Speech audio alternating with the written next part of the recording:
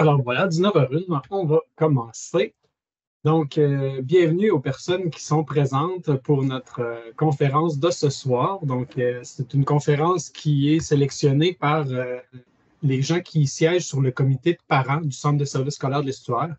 Donc, il y a des professionnels des services éducatifs du Centre de services scolaires qui proposent des sujets d'atelier, puis les parents qui sont membres du comité de parents choisissent des sujets qui sont proposés. Puis là, ce sujet-là a été retenu au sujet des jeux vidéo. Donc, c'est ce qui fait qu'aujourd'hui, vous avez cette invitation pour pouvoir en apprendre un peu plus sur le sujet. Donc, on va parler aujourd'hui des bonnes habitudes de jeux vidéo, plus principalement. Donc, on va commencer par se présenter. Donc, il y aura moi et Gauthier qui vont vous adresser la parole aujourd'hui. Donc, je vais commencer par me présenter. Je me prénomme Marc-André, Bouliane Roussel, là, si vous voulez l'avoir au complet. Je travaille au Centre de services scolaires de l'Estuaire depuis 2005 environ, oui. Présentement, j'occupe le rôle de conseiller pédagogique. Donc, en fait, je suis un ancien enseignant. J'ai enseigné durant plusieurs années. Puis ensuite, on m'a offert le rôle de conseiller pédagogique, où là, je suis encore un enseignant, mais qui se promène dans différentes écoles pour supporter les enseignants, les directions d'école, pour faire des choix pédagogiques, pour améliorer leur pratique, leur façon de travailler, essayer de voir si dans la recherche ou dans les universités, il n'y a pas des nouvelles façons qui ont été découvertes pour enseigner mieux, enseigner plus facilement, pour que les élèves apprennent mieux.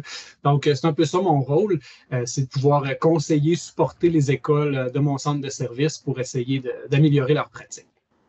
Gauthier, tu peux te présenter? Donc, bonjour à vous tous. Alors, moi, je m'appelle Gauthier Cousin. Mon prénom, c'est bien Gauthier. Je le précise parce que notre ami au Québec, je me fais souvent dire. Donc, moi, je suis AFSEC, donc animateur de vie spirituelle et d'engagement communautaire pour les 2 polyvalentes au secondaire à Bécomo.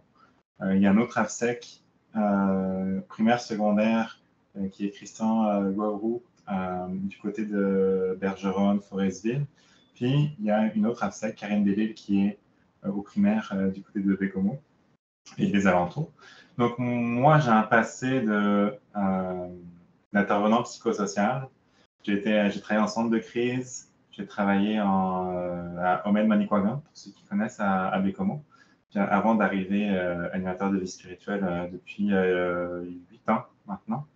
Moi, mon rôle dans les écoles, c'est surtout que les jeunes apprennent autrement.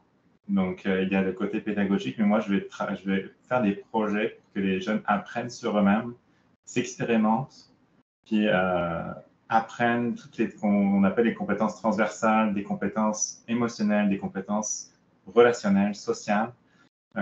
Donc, ça passe par des projets comme, par exemple, des gouvernements étudiants, par exemple, des récoltes de denrées. J'ai déjà fait une cuisine, j'ai fait toutes sortes de projets comme ça, que les jeunes puissent apprendre.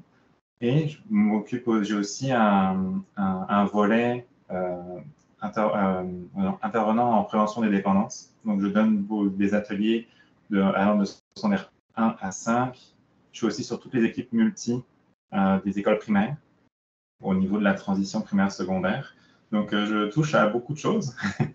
Je fais aussi depuis l'année dernière du parascolaire jeux vidéo dans les 2 polyvalentes de Bécomo. Donc, c'est aussi pour ça que je voulais m'impliquer dans cette présentation-là avec Marc-André. Parfait. Alors maintenant, on aimerait que les participants puissent se présenter. On ne fera pas un tour de table pour que vous puissiez nous dire votre rôle et tout ça, mais on va plutôt le faire sous forme de sondage. Donc, je vais lancer quelques petites questions dans Teams que vous allez pouvoir répondre pour nous donner un petit peu d'informations et qu'on soit capable d'avoir des exemples qui vont ressembler un peu plus à ce qui vous rejoint. Là. Fait qu'on va demander des choses comme dans quels âges se situent vos enfants, à quel jeu ils jouent, est-ce que vous le savez, quelle est votre relation avec les jeux vidéo, puis encore, est-ce que vous-même vous jouez à des jeux vidéo? Donc, je vais commencer à lancer les questions. Les questions vont apparaître directement à votre appareil, donc vous allez pouvoir y répondre. Donc, la première question que je lance, c'est quel âge a votre jeune? Donc, vous pouvez cocher plus d'une réponse si vous avez plus qu'un enfant. Donc, j'ai mis des tranches d'âge, en fait. Donc, si vous avez des enfants de moins de 6 ans, vous pouvez cocher le moins de 6 ans. Vous avez 6 à 12, ensuite 13 à 17, et peut-être que vous avez aussi des jeunes de 18 ans et plus. Donc, il vous suffit de cocher la case et de l'envoyer.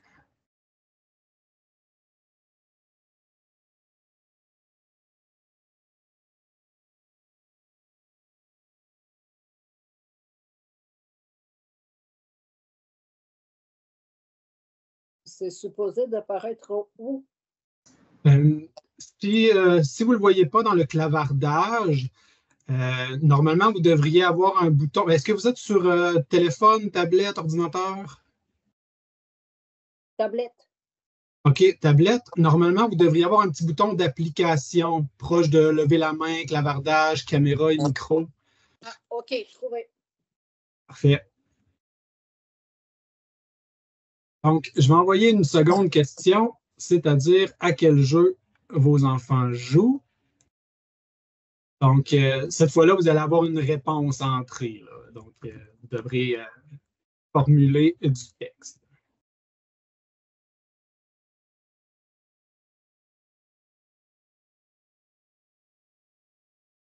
Puis vous êtes en mesure de répondre plus d'une fois.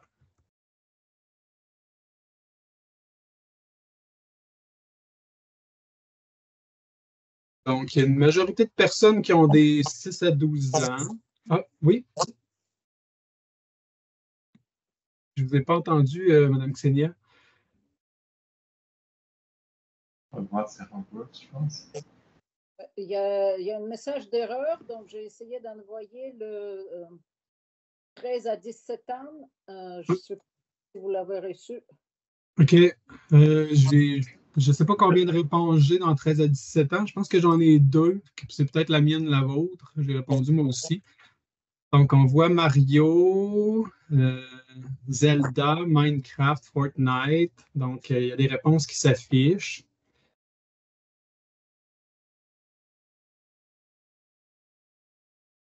Hogwarts Legacy.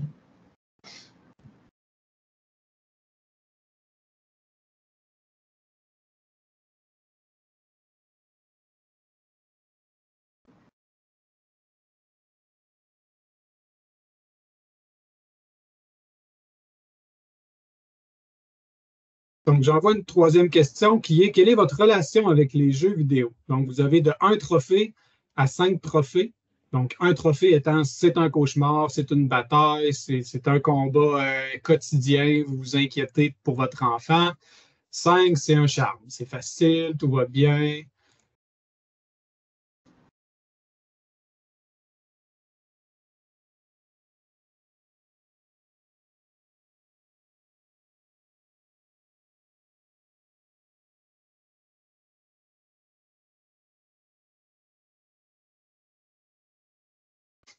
Donc, vous devriez pouvoir voir les questions dans le clavardage ou encore dans l'outil de sondage qui est présent dans votre barre d'outils. Avec lever la main, clavardage et tout ça, vous devriez aussi retrouver le bouton qui s'appelle sondage ou peut-être pause. Ça dépend là, si il a été traduit ou non. Là. Moi, à l'ordinateur, je le vois comme étant pause, comme étant sondage. Et je vous envoie la dernière question. Donc, est-ce que vous jouez à des jeux vidéo? Fait qu'on voit quand même qu'en majorité, ça va bien. Les jeux qu'on voit surtout, Wii Sport, Minecraft, Fortnite, Roblox. Ouais, Fortnite, assez populaire.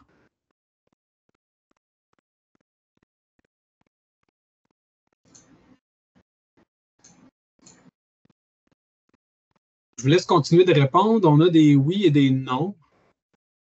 En majorité, oui pour l'instant. 57% oui, 43% non. Donc, les sondages restent actifs. Vous allez pouvoir y répondre si ce n'est pas fait encore. Mais on voit qu'on a des gens qui ont des enfants de moins de 6 ans, puis ça va jusqu'à 17 ans possiblement. Donc, on va essayer de faire des exemples, là, puis d'essayer de toucher un peu à les réalités de tout le monde là, dans nos exemples. Donc, le plan de notre conférence aujourd'hui, on va parler de tous ces sujets-là. Donc, on va regarder rapidement l'histoire des jeux vidéo pour aider à comprendre un peu d'où ça vient, puis quels changements sont apparus dans les jeux vidéo qui font que où on en est maintenant. Donc, on va faire une petite historique. Ensuite, on va parler des différents types de jeux vidéo qui existent. Ensuite, on va parler des métiers qui sont reliés aux jeux vidéo. On va parler des bienfaits des jeux vidéo, mais on va aussi aborder les risques. Puis, on va donner des stratégies sur comment accompagner les enfants dans l'utilisation des jeux vidéo. Puis, à la fin, on va laisser une place pour les questions. S'il y a des interventions que vous voulez faire, s'il y a des choses qui ne sont pas répondues, on va essayer de vous répondre à la fin. Donc, allons-y sans plus tarder avec l'histoire des jeux vidéo. Donc, les jeux vidéo ont commencé à être inventés vers les années 1950. C'était réservé principalement aux universitaires, les gens qui avaient accès à des ordinateurs dans ce temps-là, des ordinateurs très puissants, qui étaient capables de calculer tout plein de choses. Et ils se sont mis à être capables de faire afficher du contenu sur un écran. C'est une espèce de petit écran rond. Puis le premier jeu, avant même Pong, qu'on connaît, qu'on trouve qui est pas mal un des premiers jeux, c'était une espèce de jeu de tennis avec un petit filet au milieu puis une balle qui faisait comme juste rebondir d'un bout de l'écran à l'autre comme ça puis qui passait par-dessus le filet. Okay? Fait que c'était ça, là, les premiers balbutiements de la création des jeux vidéo. Un peu plus tard, dans les alentours des années 1970, la compagnie Atari a créé la première machine d'arcade. Donc, les arcades sont devenues populaires dans les années 1970, mais ce qui permettait, c'était de pouvoir jouer, mais il fallait payer à chaque fois qu'on jouait. Okay? Donc, il fallait soit donner un 25 sous, un 10 sous, un dollar, peu importe.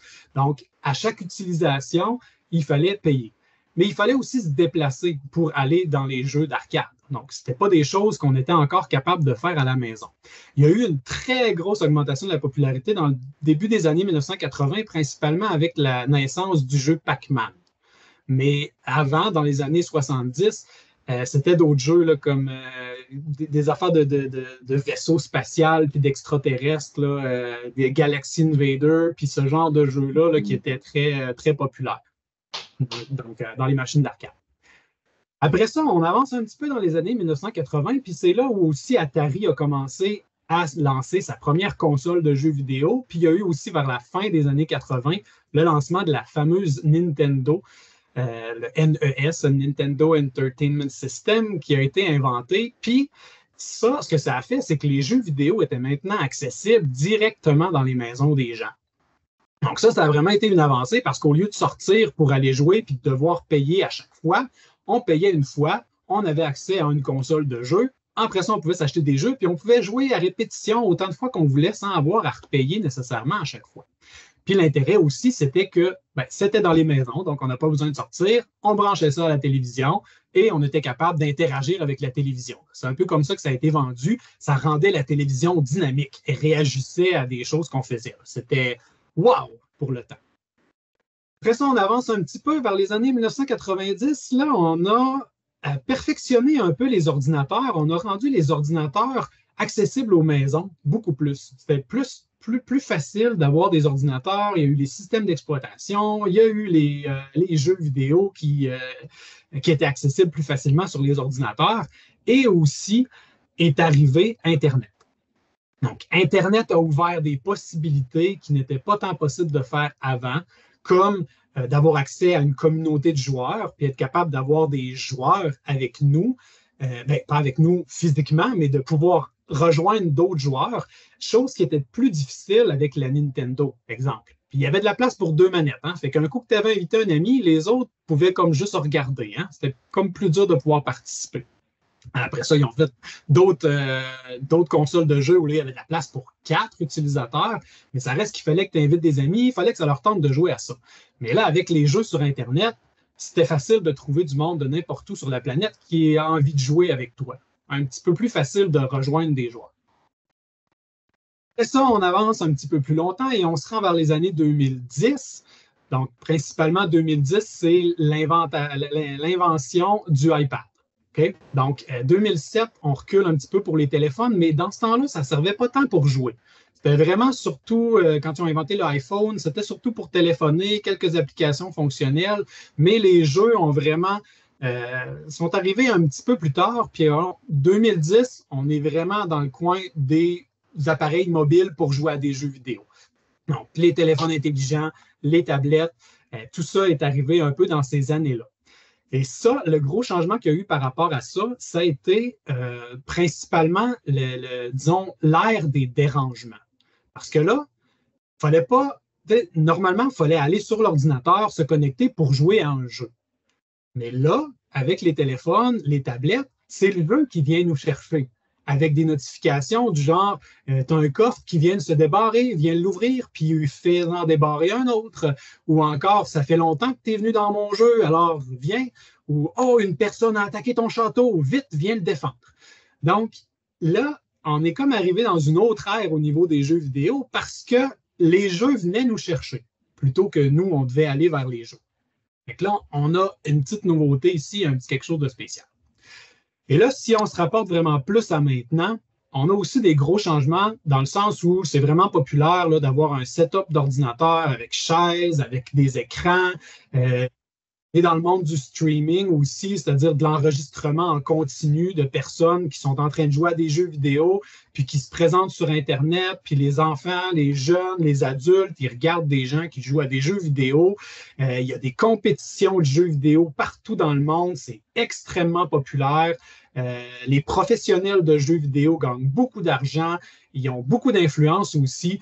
Donc, on est vraiment dans une ère vraiment différente de ce qu'on peut voir il y a environ 70 ans.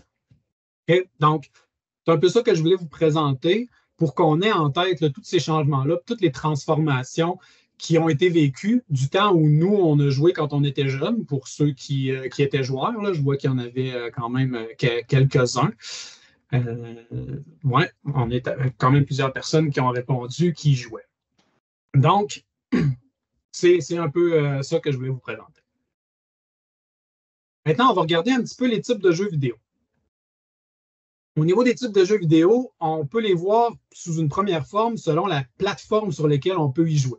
Okay? Donc, il existe les jeux de console. Les jeux de console, en fait, c'est juste un appareil qu'il faut brancher à une télévision, puis qu'on peut utiliser différents, soit des disques, des cassettes ou encore du téléchargement pour pouvoir avoir accès à différents jeux.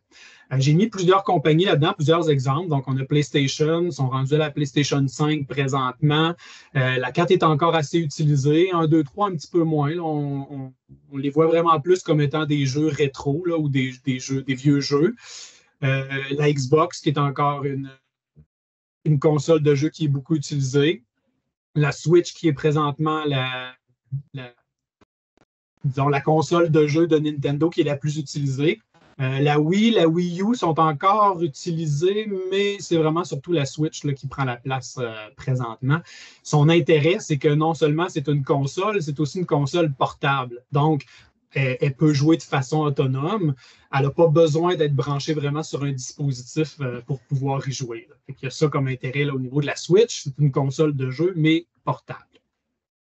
On a aussi d'autres inventions qu'il y a eu dernièrement, comme le Steam Deck, qui est une console de jeu portable qu'on peut utiliser pour jouer aux jeux qu'on a achetés sur Steam. Steam était originalement une plateforme où on peut acheter des jeux à l'ordinateur, puis on fait le Steam Deck qui fait que les gens peuvent jouer sur la console à leur jeu d'ordinateur. Donc, c'est une petite console qui s'est ajoutée.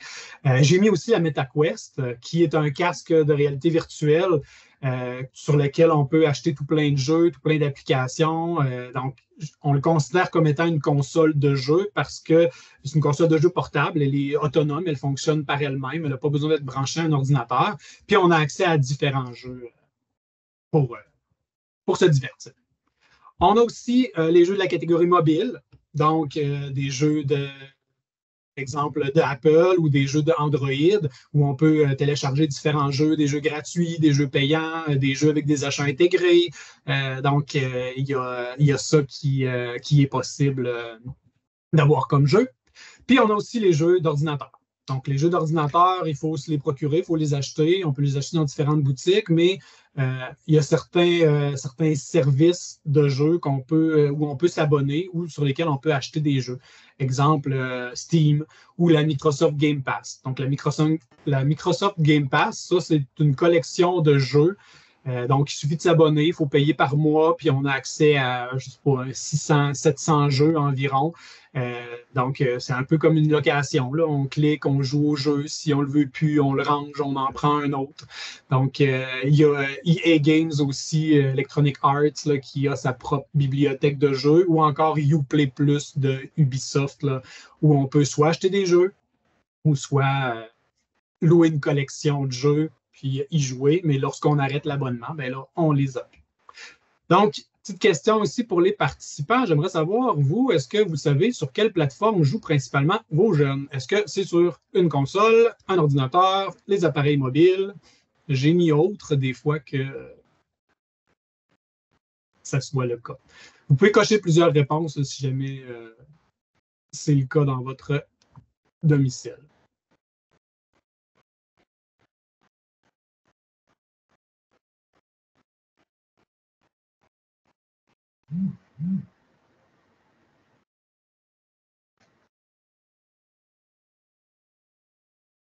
Donc, on a beaucoup de consoles, surtout mobiles.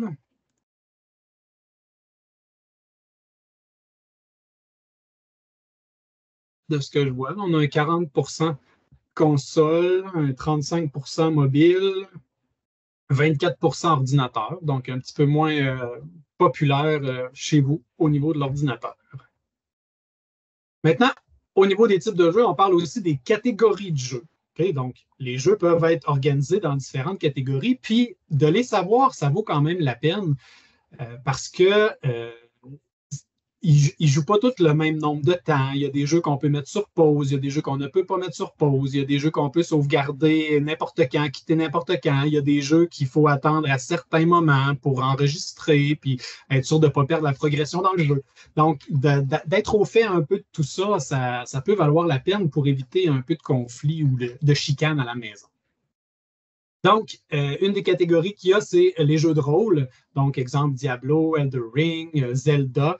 Donc, certains de ces jeux, on peut quitter n'importe quand. Exemple Zelda, c'est facile de comme juste faire une sauvegarde puis quitter, ou il y a des sauvegardes régulières qui se font qu'à un moment donné, on veut arrêter, ben on arrête, puis on n'a pas vraiment une progression qui est perdue.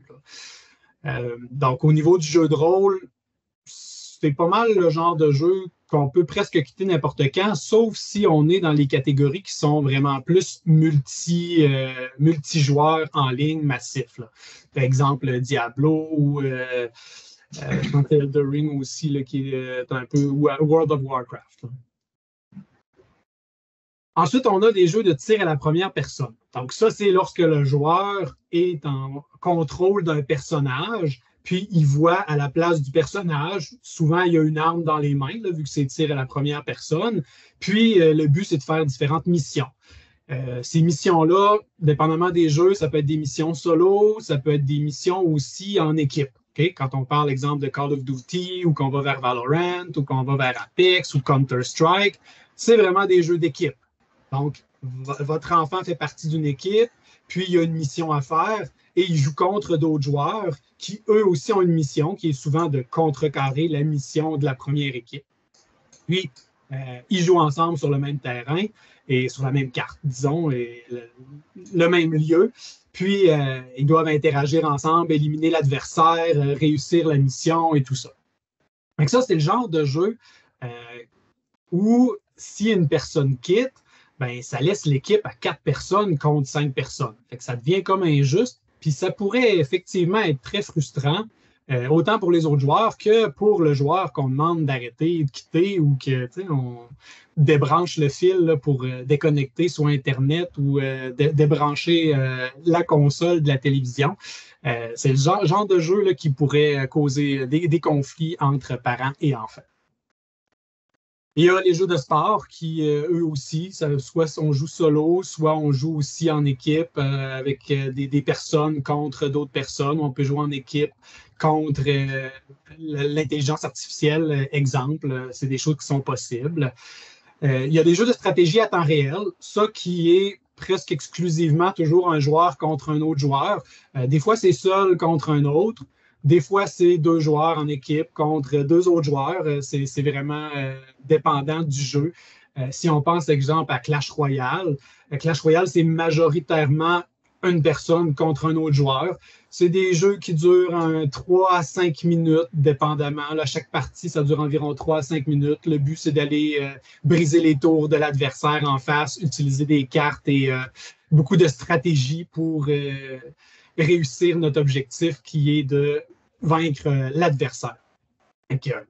C'est des jeux qui ne sont pas très longs, ceux-là. C'est des jeux qui sont principalement sur mobile. Donc, plus difficile à arrêter, effectivement, parce qu'on est en train de combattre un adversaire, mais en même temps, c'est à juger.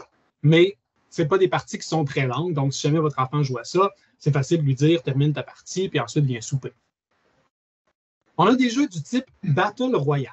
Donc, si vous ne connaissez pas les jeux de type Battle Royale, ça, en gros, c'est qu'on rejoint environ une centaine de joueurs pour la plupart. Là, en moyenne, c'est pas mal tout le temps ça. Il y a 100 personnes qui se connectent à une partie. On les lance dans une arène, comme Fortnite, c'est ça. Là, on les lance sur une carte avec tout plein de lieux, des cachettes, des trésors. Donc, c'est un jeu d'élimination. Donc, les 100 personnes commencent en même temps. Puis, lorsqu'on tue un joueur, ben, ce joueur-là est éliminé de la partie. Il en reste 99. Puis, on continue jusqu'à ce qu'il n'en reste qu'un. Même chose pour Fall Guys. Je ne sais pas si vous connaissez, mais c'est un jeu d'élimination aussi où on a des parcours, où il y a des trous qui s'ouvrent en dessous de nous. Il faut essayer de... C'est un peu comme un jeu de plateforme à la Mario, là, où on doit sauter de place en place, éviter des obstacles. Des fois, il y a même des choses là, qui viennent, des barreaux qui viennent nous faire tomber. Puis, ben, si on tombe, on est éliminé. Le but, c'est de se rendre le plus loin possible et d'être le dernier joueur, le conquérant de ces différentes parties. Ça, c'est le Battle Royale. Ces jeux-là, c'est comme une surprise. Hein? Ça peut durer 10 secondes, puis ça peut durer 30 minutes. Ça dépend jusqu'où on se rend dans la partie. Ces jeux-là sont quand même compliqués à prédire pour dire à notre enfant, après cette partie-là, ou dans 15 minutes, ou dans 10 minutes, on s'en va. Donc, alors, c'est pas le genre de jeu qu'on peut jouer nécessairement la dernière minute parce qu'on ne sait pas quand ça va se terminer. Okay. Au niveau de l'arène de bataille, ça, c'est un peu différent. C'est encore vraiment un champ de bataille où les gens vont jouer ensemble, mais souvent, c'est des plus petites équipes. C'est du jeu collaboratif, 5 contre 5 pour la plupart. Donc, au moins les deux exemples que j'ai donnés, League of Legends puis Dota 2, ces jeux-là sont beaucoup en 5 contre 5. Ensuite, on a les jeux de plateforme qui sont des jeux quand même assez anciens, mais qui sont encore très populaires maintenant. Donc, toute la suite de jeux de Mario Bros, ce sont des jeux de plateforme, Cuphead aussi, Geometry Dash, qui est assez populaire aussi, où les jeunes ont une espèce de figure géométrique qui doivent faire sauter par-dessus des piquants, par-dessus des crevasses et tout ça pour essayer de se rendre à la fin. Un jeu là, très rapide, tout se passe très vite, il faut vraiment... Tout ce qu'on a à faire, c'est sauter, mais il faut le faire au bon moment là, pour éviter tous les obstacles. Ensuite, on a les jeux de casse-tête. Donc, les jeux de casse-tête sont des jeux qui demandent un peu plus de réflexion. On a le très populaire Candy Crush, qui est un jeu de tablette de type casse-tête, qui est très populaire, où on doit essayer de réussir avec la stratégie et la logique de terminer le niveau. Même chose pour des jeux comme Portal ou comme Human Fall Flat ou encore des jeux comme The Room sont des jeux de casse-tête. Ça, la plupart du temps, c'est des jeux qu'on peut arrêter relativement n'importe quand. Peut-être pas Candy Crush parce que lui, on s'entend qu'on dépense de l'énergie pour pouvoir participer au jeu puis réussir à faire le jeu. Si on ne le réussit pas, il faut le refaire. Ça nous coûte encore de l'énergie. Puis, si on veut avoir de l'énergie, ben, il faut attendre ou encore, il faut l'acheter avec de la vraie argent, de l'argent des jeux. Donc, c'est des choses qui sont à savoir aussi. Ensuite, on a les jeux de simulation. Donc, des jeux de simulation, c'est souvent des jeux qui ressemblent un peu à la vraie vie, qui demandent, là, exemple, du temps puis des ressources pour pouvoir construire quelque chose, de l'argent pour pouvoir, exemple, dans Sims, là, on reproduit une maison. Donc, il faut s'acheter du mobilier, il faut s'acheter de l'équipement, il faut nourrir notre personne, il faut il faut lui la faire se laver. Donc, on a vraiment des jeux de ce genre-là, de type simulation. Puis, on a aussi des jeux du style carré de sable. Donc, les jeux de style carré de sable, ça, c'est des jeux vraiment d'aventure où tout est possible. On peut défaire le terrain, en refaire d'autres. Presque tout se brise dans le jeu et presque tout peut être construit à partir des matériaux qu'on a récupérés, qu'on a ramassés. Donc, on peut créer quelque chose de toute pièce à partir des matériaux qu'on a récoltés là, à l'intérieur du jeu. Okay? Donc, Minecraft, Terraria, Samson, GTA V aussi, c'est un genre de jeu style carré de sable. J'ai mis Roblox à l'extérieur de toutes les catégories de jeux parce que Roblox est un jeu pas mal spécial en soi. Parce que Roblox, en réalité, c'est une collection de jeux. C'est une plateforme qui a été préparée pour que les gens, n'importe qui, est capable d'utiliser le langage de programmation de Roblox pour créer un jeu et le rendre disponible à tous les autres joueurs. Donc, ça peut être n'importe quoi. Là. Il y a des jeux de défense de base. Donc, il y a des ennemis qui s'approchent. On met des petites tourelles, puis les tourelles détruisent les ennemis qui essaient de s'approcher de notre base, puis il ne faut pas qu'ils viennent toucher à notre base. Il y a ce genre de jeu-là. Il y a des jeux de tir à la première personne. Il y a des jeux de rôle. Il y a comme un peu tout. Roblox, en fait, là, ça peut être n'importe quel type de jeu. C'est pour ça que je l'ai laissé comme ça. Je l'ai mis tout ça dans cette catégorie. Ensuite, là, on tombe dans les stratégies de marketing. Okay? Donc, ça, c'est les façons que les jeux, les créateurs de jeux font pour faire de l'argent. Okay? Fait que ça aussi, c'est important de connaître toutes ces différentes petites spécificités-là. Donc, une des choses qui est possible de faire pour se procurer des jeux, c'est de s'abonner. Okay? Donc, l'abonnement permet une location mensuelle ou parfois même annuelle d'une collection de jeux. Par exemple, sur Switch, on peut s'abonner à Switch. Puis, on a accès à différents jeux de Nintendo, de NES et de Super Nintendo aussi. Donc, on a accès à une collection de jeux comme ça. Même chose pour Xbox. On a accès à la Game Pass qui s'appelle, qui nous permet de s'abonner puis d'avoir accès à beaucoup de jeux. Donc, il y a ça qui est possible. Fait que ça, c'est un abonnement, c'est-à-dire qu'à chaque mois, il s'est prélevé dans un compte. Donc, il faut avoir mis une carte de crédit ou il faut alimenter le compte là, pour éviter qu'il soit en souffrance puis qu'on n'ait pas accès à notre banque de jeux pour un mois. Une autre façon de se procurer des jeux, c'est de faire des achats numériques ou encore d'acheter du contenu téléchargeable. Donc, on peut aller sur une boutique en ligne, exemple, ça peut être des magasins comme Best Buy, Walmart et tout ça. On peut acheter des clés de logiciels. On peut acheter aussi des logiciels en CD, là, ça existe encore. C'est encore possible de se procurer des jeux de ce type-là. Puis on peut aussi s'acheter des jeux dans une boutique comme Steam, exemple. Donc, Steam, c'est une boutique de jeux où les producteurs de jeux vidéo les mettent dans la boutique de Steam, puis les joueurs peuvent aller se les procurer là-dessus. Tu sais, il faut quand même faire attention un peu dans l'investissement qu'on fait parce qu'il faut se dire qu'on n'aura aucun retour de ça. Tous les achats numériques qu'on fait, c'est des achats sans revente. On ne pourrait pas aller revendre notre jeu par la suite. Disons qu'on a acheté un jeu qui coûtait 80 $ puis qu'on ne veut plus y jouer, bien, on ne sera pas capable de le revendre pour 50 $. Le jeu il est associé au compte, puis ça s'arrête là. Il faut comme être prudent, puis il faut savoir les investissements qu'on fait au niveau des jeux vidéo parce que les achats numériques, le contenu téléchargeable, c'est des choses qui sont sans revente. Donc, ça arrive que les jeux sont incomplets aussi, puis qu'on doit aller vers le contenu téléchargeable pour pouvoir compléter le jeu. Donc, d'autres stratégies de marketing. Il y a certains jeux aussi qui ont un fonctionnement avec des passes de saison. Okay? Fortnite, c'en est un bon exemple pour ça, passe de saison. Donc, en gros, c'est une façon de récompenser les joueurs qui jouent régulièrement. Une saison peut durer peut-être 2 mois, peut-être 3 mois. Ça dépend toujours du jeu. Et il y a comme une ligne de niveau de la passe de jeu. Là. Fait qu'on commence à niveau 1, puis il y a peut-être 100 niveaux sur la passe de jeu. Puis à chaque niveau, on a une petite récompense. Là. Ça peut être des choses comme des cosmétiques pour les personnages. Exemple, un nouveau chapeau, des gants spéciaux, une nouvelle arme. Des fois, ça peut être des étiquettes, ça peut être un nom. C'est différentes récompenses. Puis, les passes de saison ont pas mal toujours 2 niveaux. Ils ont un niveau gratuit, c'est-à-dire que lorsqu'on joue sans payer, on reçoit une récompense peut-être au niveau 1.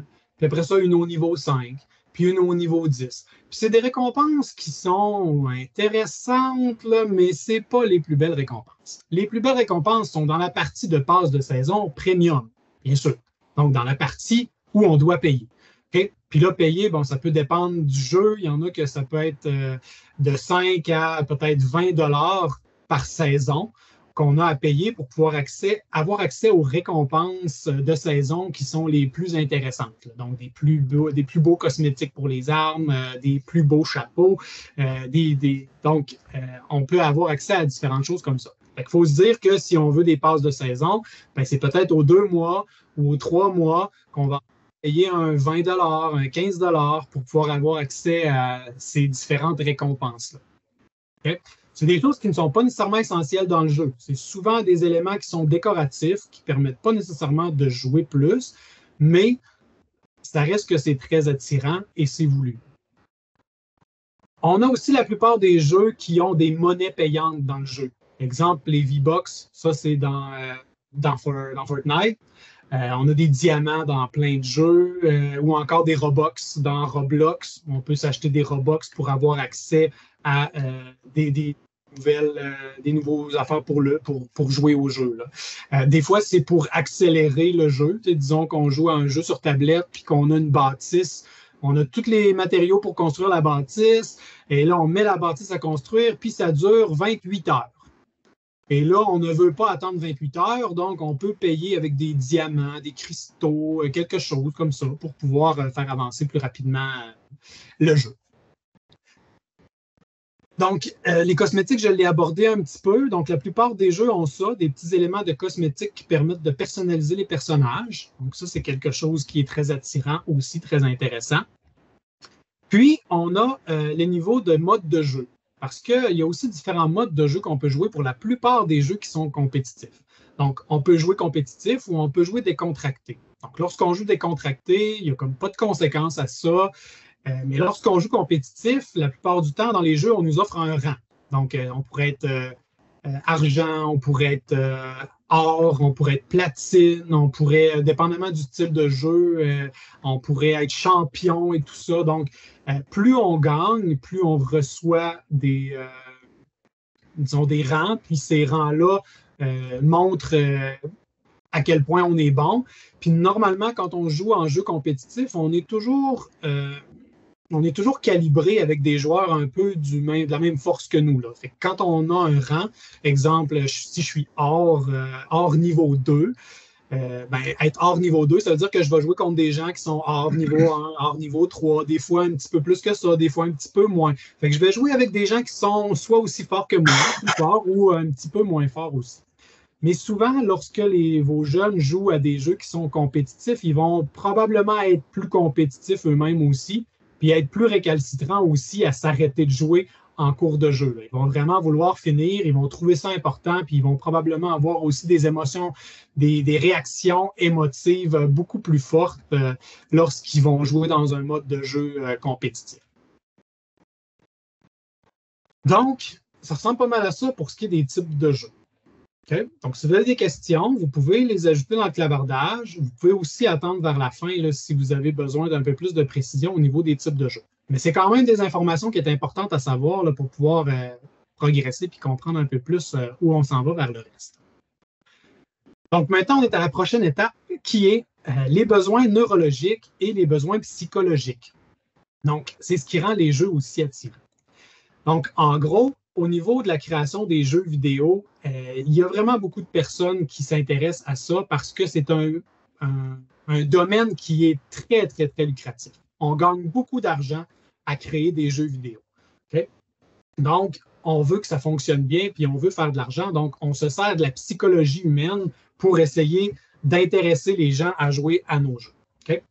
Donc là, je vous présente rapidement un peu l'interaction de quelques parties du cerveau qui sont beaucoup sollicitées lorsqu'on joue à des jeux vidéo. Puis c'est ça qui fait que les enfants aiment beaucoup les jeux vidéo. Okay? Fait qu'on va parler un peu de l'interaction entre ces trois parties-là. Le premier que je veux vous nommer, c'est la petite partie en bleu ici qui s'appelle l'amygdale. Donc, un peu comme celle qu'on a dans la gorge, mais ce n'est pas la même. C'est une partie qui est une partie de notre cerveau. Donc, cette partie-là, sert principalement à reconnaître et réagir au stress. Okay? Donc, lorsqu'on a peur, exemple, c'est l'amygdale qui reconnaît qu'il y a un élément de danger, puis elle va nous donner un signal pour réagir à ce stress-là. Dans le temps des hommes des cavernes, là, les éléments stresseurs, c'était, je sais pas, un serpent qui se promène, un tigre à dents de sabre, un mammouth devant moi. Donc, ces différents éléments-là causaient un stress. Puis, l'amygdale le reconnaissait, ce stress-là, puis elle envoyait l'information au cerveau de comment réagir. Est-ce que je me sauve? Est-ce que j'attaque? Est-ce que je fige? Donc, quelle est la meilleure réaction dans cette situation? Okay. Dans nos problèmes de la vie, ces temps-ci, on a un peu moins peur des serpents, des tigres à dents de sable et des mammouths. Et nos problèmes ou nos choses qui nous font stresser sont des choses qui sont plus chroniques puis qui arrivent vraiment plus régulièrement. Du genre payer l'hypothèque ou encore payer le loyer, garder son travail, nourrir sa famille, pas arriver en retard et tout ça. Fait que, on a des éléments qui sont stresseurs aussi. Ce que les jeux vidéo font principalement au cerveau, c'est qu'ils endorment l'amygdale. Donc, les jeux vidéo vont endormir l'amygdale, qui fait qu'on va moins se rendre compte qu'on est stressé, puis on va moins vouloir réagir au stress aussi. Fait qu'en gros, ça nous fait un peu oublier nos ennuis. Ça nous fait oublier nos soucis, donc on ressent comme un sentiment de soulagement d'enlever ces stress-là. C'est un peu pour ça qu'on se sert des jeux vidéo comme divertissement. Bien, en fait, même écouter la télé, ça endort un petit peu l'amygdale aussi parce qu'on se distrait, on essaie d'arrêter nos problèmes. Fait que c'est un peu ça, c'est l'amygdale qui s'endort dans notre cerveau, qui reconnaît un peu moins qu'on est stressé, puis qui ne nous donne pas nécessairement le besoin de réagir au stress. L'autre partie qui est beaucoup active dans le cerveau, c'est le lobe frontal. Donc, le lobe frontal, la partie en avant du cerveau, nous permet de faire une planification. C'est-à-dire, elle nous aide là, à savoir dans quel ordre je vais faire mes choses. Si je veux aller à l'épicerie, je vais passer par là en premier, puis là ensuite, pour ça, chercher ces choses-là et tout ça. Elle nous aide aussi à faire la régulation de nos émotions, c'est-à-dire qu'est-ce que l'émotion, est-ce que je vis, puis comment je réagis à ça, est-ce que c'est correct que je réagisse comme ça. Puis les actions, donc, une action peut être aussi bien que de s'arrêter de faire quelque chose ou aller pour faire quelque chose d'autre. Donc, au niveau du lobe frontal, lorsqu'on joue à des jeux vidéo, bien, le lobe frontal est un petit peu endormi aussi. Puis, en fait, ça, ce que ça fait, c'est que peut-être qu'on est en train de se dire, là, ça serait comme le temps que j'arrête de jouer parce que je vais souper bientôt, mais j'ai comme envie de jouer encore. Fait que je vais continuer à jouer. Fait que le lobe frontal, c'est vraiment celui qui va permettre de faire des arrêts, exemple, de jouer à des jeux. Le problème, c'est que lorsqu'on joue à des jeux vidéo, souvent, ça ralentit le développement du lobe frontal. Donc, les jeunes vont avoir ça va leur prendre plus de temps à développer leur lobe frontal puis à s'assurer d'avoir des bonnes régulations d'émotions et bonnes régulations des actions. Donc, en gros, là, le lobe frontal, c'est un peu comme la voix des parents qui dit là, ça serait comme le temps que tu arrêtes parce qu'il faut que tu ailles te laver puis après ça, il faut que tu ailles te coucher. Okay? Présentement, c'est un peu vous qui êtes le lobe frontal de vos enfants, qui leur dites quand s'arrêter, quand faire ci, quand faire ça. Et vos jeunes, ils ont à le développer, leur lobe frontal. Puis ce qui est dommage, c'est que les jeux vidéo font souvent un obstacle à ça. Parce que le lobe frontal, il gagne rarement dans le combat entre j'ai vraiment envie de jouer, mais il faudrait que j'arrête de jouer. Okay?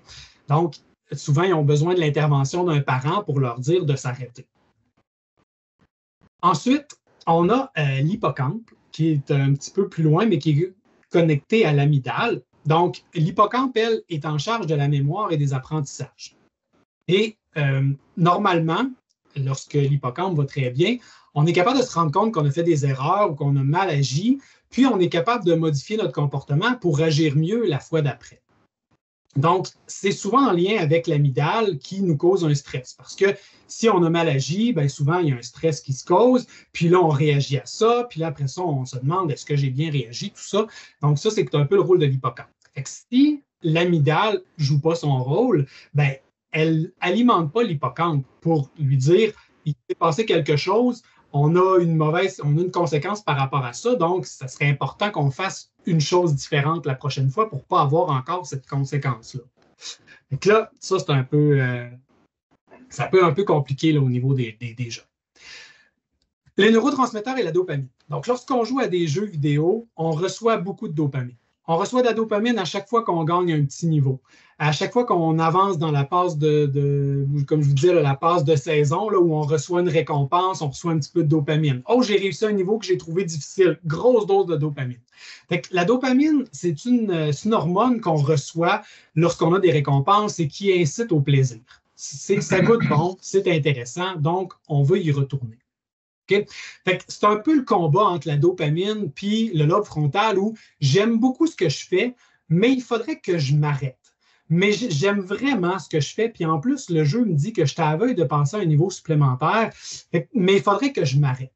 Fait que c'est un peu ce combat-là qui est difficile à gagner pour le lobe frontal parce que la dopamine puis tout ce qui se passe dans le cerveau quand on joue à des jeux vidéo est tellement intéressant que c'est difficile de s'arrêter, puis ça prend souvent une intervention parentale. Surtout pour les jeunes, parce que leur lobe frontal n'est pas encore bien développé en plus. Donc, c'est difficile de dire je vais arrêter ce que j'aime pour aller faire quelque chose qui m'intéresse un petit peu moins, comme faire mes devoirs, aller me laver ou aller manger en famille.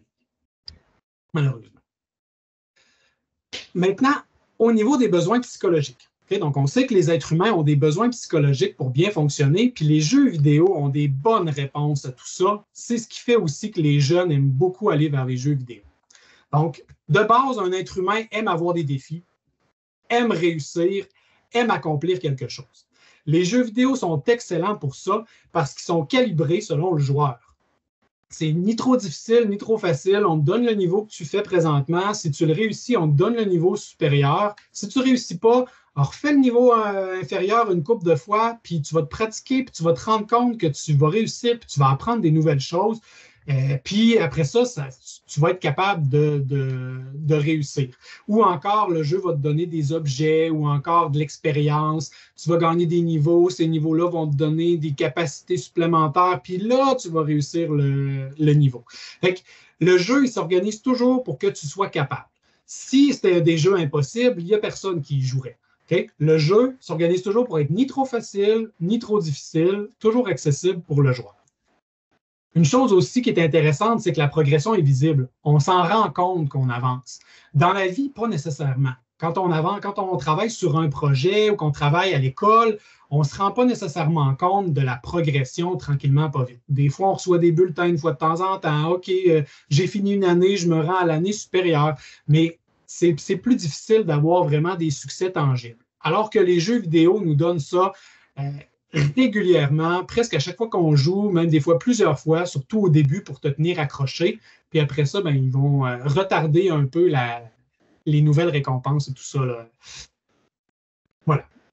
Donc, ensuite, on a l'estime et l'identité. Fait que les jeux sont vraiment bons pour ça parce qu'on peut souvent définir sa propre identité dans les jeux. On n'est pas attaché à la personne qu'on est nécessairement. Bien souvent, on a un personnage à jouer. Même des fois, on peut créer notre propre personnage. Ça permet vraiment de se développer une propre identité et de performer. Donc, il y a certains jeux, certains sports dans la vie qui ne sont pas accessibles à des gens parce qu'ils ne sont pas en bonne condition physique et tout ça. Au niveau des jeux vidéo, c'est plus facile à contourner. On peut être pas tellement en forme, mais être capable de jouer à des jeux vidéo au niveau compétitif, puis pouvoir gagner sa vie avec ça, puis recevoir le même genre de fierté de gagner une partie que d'avoir gagné une game de hockey. Mais que ça vient vraiment reproduire des choses qui sont difficiles à faire dans la vraie vie. Ça nous donne quand même cette émotion-là. Au niveau de l'appartenance, les jeux ont des systèmes pour ça aussi. Il y a des clans, des communautés, on peut travailler en équipe, c'est même international. On a accès toujours à des joueurs. On veut jouer à un jeu, on n'a pas besoin d'appeler nos amis, puis « Ah, ça ne me tente pas » ou « Non, je ne peux pas ». On peut arriver dans un jeu, se connecter, puis c'est presque sûr que le jeu va nous trouver des joueurs avec qui jouer en équipe, puis des joueurs contre qui jouer. Donc, c'est vraiment bien, ça remplit beaucoup le besoin de sentiment d'appartenance. Puis au niveau de la sécurité, les jeunes le ressentent aussi parce qu'il y a un certain anonymat. On ne connaît pas nécessairement la personne qui est derrière, on ne connaît pas le joueur qui est derrière le personnage, disons. Okay? Quelqu'un qui aurait un personnage dans un jeu, on ne sait pas exactement qui est la personne en arrière. Tout ça, c'est indépendant de l'apparence physique ou de sa classe sociale ou comme comment il est perçu à l'école et tout ça, il se sent vraiment plus en sécurité, puis il peut s'extérioriser vraiment plus facilement dans des jeux vidéo. Donc, les jeux vidéo répondent beaucoup à différents besoins psychologiques qui sont difficiles à combler dans la vraie vie. Donc, c'est ce qui fait aussi qu'ils sont très intéressants. Donc, au niveau, maintenant, des métiers de jeux vidéo. Donc là, je vais laisser Gauthier parler. Ça fait longtemps que je parle.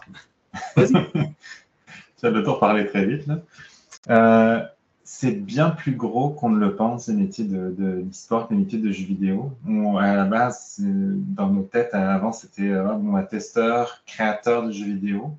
Puis maintenant, avec l'e-sport, avec la grosseur que ça prend, 5,5 milliards de dollars du PIB du Canada, juste pour l'industrie du jeu vidéo, c'est près de 1000 entreprises en 2021, c'est devenu énorme. Et puis ça partout dans le monde. Donc, les métiers d'e-sport, vous voyez, là, ça va du programmeur la personne qui fait les commentateurs, le streamer, donc tous les youtubeurs, créateurs de contenu, mais ça va, maintenant, les équipes de e-sport sont devenues vraiment des entreprises à part entière qui vendent qui vendent des maillots, puis vraiment des vraies équipes professionnelles, surtout en Europe, notamment. Donc, on voit donc santé, diététicien, préparateur physique, kiné, il y a des psychologues, il y a tout ce qui est marketing, financier, juridique, les avocats, tous les contrats. En tout cas, si votre jeune, quoi qu'il l'intéresse, il peut mettre sa passion du jeu vidéo dans ce qu'il a envie de faire plus tard, même si c'est juste de l'écriture. La personne est forte en français, en écriture, il peut devenir scénariste de jeux vidéo, de scénario. Il peut faire toutes sortes de choses. Donc, c'est devenu une énorme industrie qu'on peut vraiment pas ignorer. Puis, ça va pas aller en baissant, ça va juste grossir. Ça sera prêt. Donc là, juste pour ça, c'était des petites statistiques que Marc-André a trouvées. Pour la finale de League of Legends, donc il y a un jeu 5 contre 5 avec plus de supporters, plus de public que le Super Bowl. Donc au niveau mondial, une finale de League of Legends, la Major a eu plus de personnes que le Super Bowl, ce qui est assez hallucinant, vu que le Super Bowl est probablement un des événements annuels le plus regardé à chaque année. Oui, donc, c'est quand même un événement qui est très nord-américain, le Super Bowl. Il y a peu de personnes en Europe qui s'intéressent au football américain. Fait que, ça s'explique quand même comme ça. Alors que League of Legends, c'est joué sur tous les continents. Là. Il y a des équipes en Asie, il y a des équipes en Amérique du Nord, en Amérique du Sud. Donc, mais ça explique quand même le succès parce que c'est assez international. Fait que ça montre un peu qu'il y a beaucoup plus de spectateurs qui s'intéressent aux jeux vidéo qu'à des différents événements sportifs que nous, on connaît vraiment beaucoup. Sur les grands événements, c'est facilement des millions de personnes qui regardent ce qui se passe. Quel que soit le jeu au niveau de l'e-sport, que ce soit les jeux de combat, que ce soit des jeux de tir comme Counter-Strike, des jeux comme League of Legends, Dota 2, c'est des millions de personnes à chaque fois qui regardent des grandes compétitions. En fin de semaine, il y a eu le Masters de Valorant. Donc, Valorant qui est un jeu vidéo de 5 contre 5 tactique. Puis, juste sur YouTube, il y avait environ 1,8 million de téléspectateurs qui écoutaient la grande finale. Là, on voit en pourcentage les joueuses. Les joueuses féminines représentent 45% des joueurs, des gamers sur la planète. Puis c'est juste seulement 5% qui arrivent au niveau professionnel. Puis de plus en plus, là, depuis 2, 3, 4 ans, plus 2, 3 ans, il y a des ligues féminines, comme la ligue féminine de hockey qui s'est lancée cette année. Il y a des ligues féminines dans chaque jeu, dans chaque compétition qui deviennent de plus en plus grosses pour justement encourager les filles à jouer simplement pour montrer leur talent. Donc là encore, c'est des choses qui sont en train de se développer. L'âge moyen de la retraite, ça, c'est pour les pro gamers, vraiment, c'est environ 25 ans, sachant qu'il y a des joueurs qui sont de plus en plus vieux, qui arrivent genre, à 35 ans avant soit de rentrer dans des organisations, soit de devenir coach, de devenir entraîneur. C'est une transition qui est très classique, puis très prisée, en tout cas chez les joueurs professionnels. Puis il y a des jeunes joueurs comme 16 ans, 17, 18 ans qui sont capables d'avoir déjà des grands contrats. D'ailleurs, ça clash souvent avec l'école à ce niveau-là. Puis le temps d'entraînement par jour, c'est 16 heures. Tantôt, on va parler de toutes les notions d'équilibre de vie, etc. 16 heures, vu que c'est des professionnels de jeux vidéo, même, ça ne représente pas tout le temps de jeu. Ce n'est pas juste du temps de jeu, c'est du temps aussi de préparation physique, rencontre d'équipe, ça peut être de la théorie. C'est vraiment c'est devenu très, très large. Ils sont devenus comme des athlètes. Il faut qu'ils mangent bien, il faut qu'ils s'alimentent bien, il faut qu'ils prennent soin de leur corps, il faut qu'ils fassent de l'exercice physique. Puis c'est devenu vraiment il y a des préparateurs mentaux, il y a des psychologues sportifs, il y a des physiothérapeutes, il y a tout maintenant qui accompagnent donc ces joueurs professionnels à performer le plus possible. C'est plus devenu la personne qui est derrière son écran puis qui joue beaucoup puis qui gagne comme ça parce que c'est plus assez évidemment. C'est une des grosses distinctions qu'on a avec les athlètes professionnels puis les joueurs professionnels de sport électronique. La grosse différence, c'est que les athlètes professionnels qui font des sports physiques, bien, leur entraînement aide aussi leur santé, normalement. Quelqu'un qui s'entraîne à la natation va être en forme, il va avoir un bon cardio, peu de gras et tout ça. Alors que pour le sport électronique, bien, en plus de son entraînement pour son sport électronique, il faut en plus qu'il fasse de l'entraînement pour garder une forme physique. Parce que, tu sais, veut pas maintenir la position. Tu sais, souvent, une compétition de jeu, ça peut aller jusqu'à 3-4 heures environ. Donc, il faut se tenir en position assise pendant 3-4 heures, des micro-mouvements avec les mains, le cou, la position, les épaules, tout ça. Fait que, ça reste qu'en plus de s'investir dans la pratique de son sport électronique, il faut quand même qu'il s'investisse dans son physique puis dans son sport, dans sa santé, parce que les deux ne vont pas bien ensemble. Alors qu'un athlète professionnel de sport comme un joueur de hockey va avoir son activité physique qui est faite. Fait qu'après une game de hockey, il ne va pas nécessairement aller s'entraîner parce qu'il en a besoin pour son corps. Oui, il peut le faire, il peut faire des choses hors classe, mais ça reste qu'il n'y a pas autant besoin parce que son corps a reçu le bien de son activité physique et de son entraînement, mais pas le E-sport, le E-sportif. Bon, donc là, passons aux bienfaits et aux risques. Oui, on va vous parler des bienfaits et des risques. Des bienfaits pour tous, mais il faut que ce soit utilisé de la bonne manière puis avec un bon équilibre. Puis c'est vraiment là-dessus qu'on va appuyer là-dessus. Ça aide nos jeunes. Là, on va parler d'abord des bienfaits parce que ça aide réellement nos jeunes, puis ça aide même les adultes à développer leur résilience dans la résolution de problèmes au quotidien. Ça veut dire que parce que ils échouent. Quand ils jouent, ils ratent, ils échouent, ils ratent un niveau, ils perdent une partie parce qu'ils ont des échecs dans les jeux vidéo puis qu'ils essayent de trouver des solutions pour battre le niveau, pour réussir, par exemple, ce jeu de plateforme, là, il n'y arrive pas, ça fait 3, 4, 5 fois qu'il rate. Là, ils se disent, mais mon Dieu, comment je vais faire? Puis ils essaient de trouver d'autres solutions, d'essayer de trouver le casse-tête pour passer.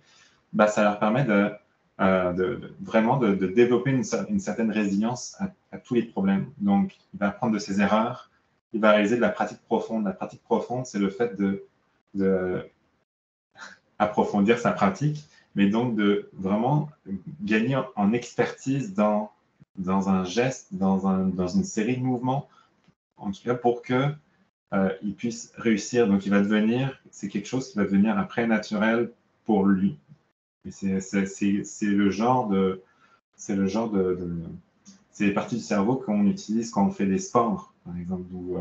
Par exemple, au cas où je décide de faire une feinte, n'importe quelle fois. Puis là, la première fois, je rate 2, 3, 4, 5, 6 fois, je rate.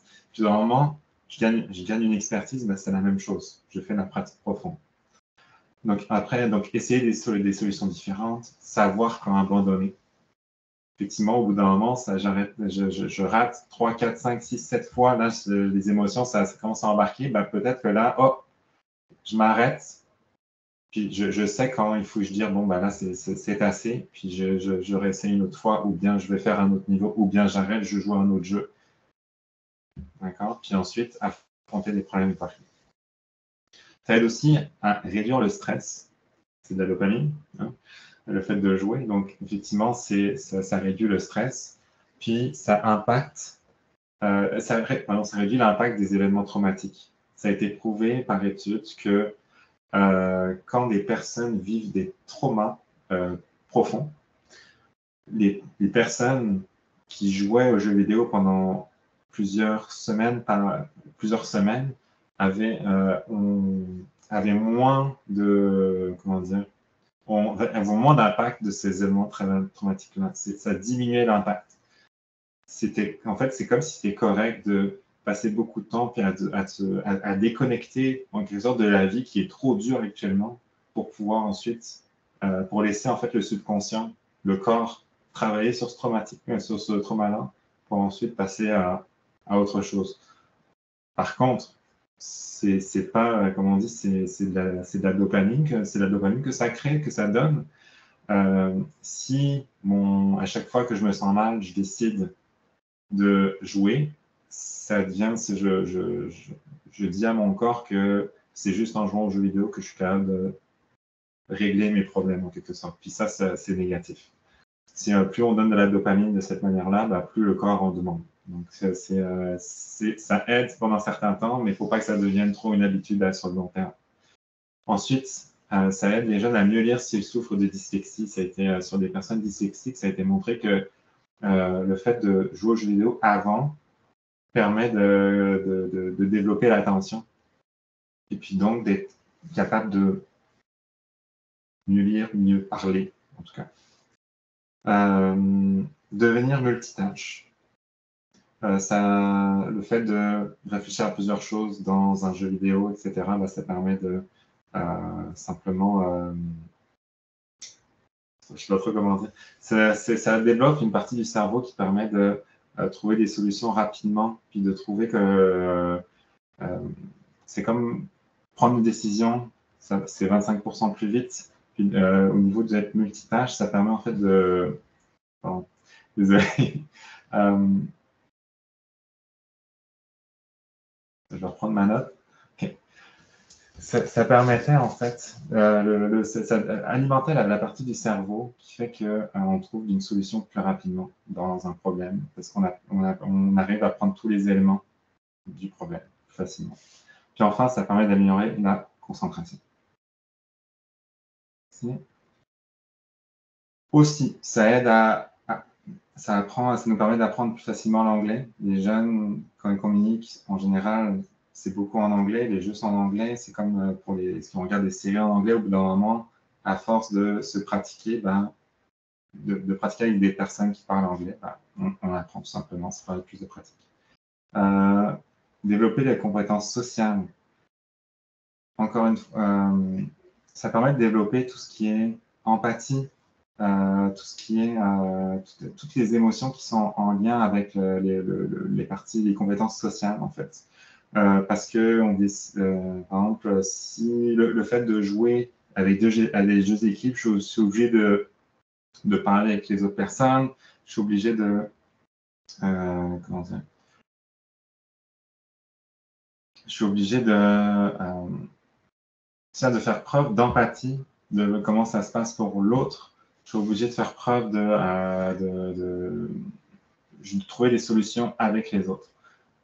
Par contre, si je décide de jouer tout seul à mon jeu tout le temps, d'une manière isolée, imaginons un jeu qui est très prisé, c'est Minecraft. Ça promouvoit beaucoup la créativité, c'est excellent. Par contre, si tout ce que je fais, c'est jouer à Minecraft sans aucune partie sociale, sans jouer avec un ami, etc., sur le long terme, ça va pas me faire je ne vais pas bénéficier de ces compétences sociales-là, ça va plutôt me renfermer sur mon esprit. Ça peut faire du bien, mais le jeu de vidéo ne sera pas efficace pour ça, pour développer les compétences sociales. Puis enfin, développer leur motricité, la coordination des mains et puis des yeux. Surtout pour les jeux de tir, le fait que ce soit avec les mains, les manettes, ou bien avec le clavier souris, ça développe simplement que quand je bouge ma souris et que je veux la mettre exactement sur cette partie de l'écran-là, je vais être plus rapide. Je vais développer ça. Pour les personnes âgées, jouer aide également à garder le cerveau vif et actif, qui garantit le processus de vieillissement. Puis il y a vraiment une diminution de risque, ça a été démontré, de développer l'Alzheimer, moins de dépression, puis des améliorations physiques. Juste le fait de jouer de temps en temps aux jeux vidéo. Mais trop, c'est comme pas assez. Il y a quelques signes d'abus. Puis ça, on va parler surtout des symptômes, d'abord des risques, puis après des symptômes qu'on va voir. Donc, un mauvais équilibre, une pratique excessive peut amener plusieurs risques. Donc, développer une problématique de cyberdépendance. Une cyberdépendance, c'est un besoin incontrôlable. Donc, c'est un besoin incontrôlable. On sait que le fait de passer trop de temps sur les écrans est nuisible. On sait que ça nous fait du mal. On vit de la détresse à ce niveau-là, mais on n'est pas capable de s'arrêter. On n'est pas capable, c'est un besoin qui est incontrôlable. Donc, c'est ça la cyberdépendance, c'est le fait d'être addict, d'être dépendant des écrans pour simplement se sentir à peu près bien. Donc ensuite, pour en arriver là, il faut jouer quand même beaucoup, souvent.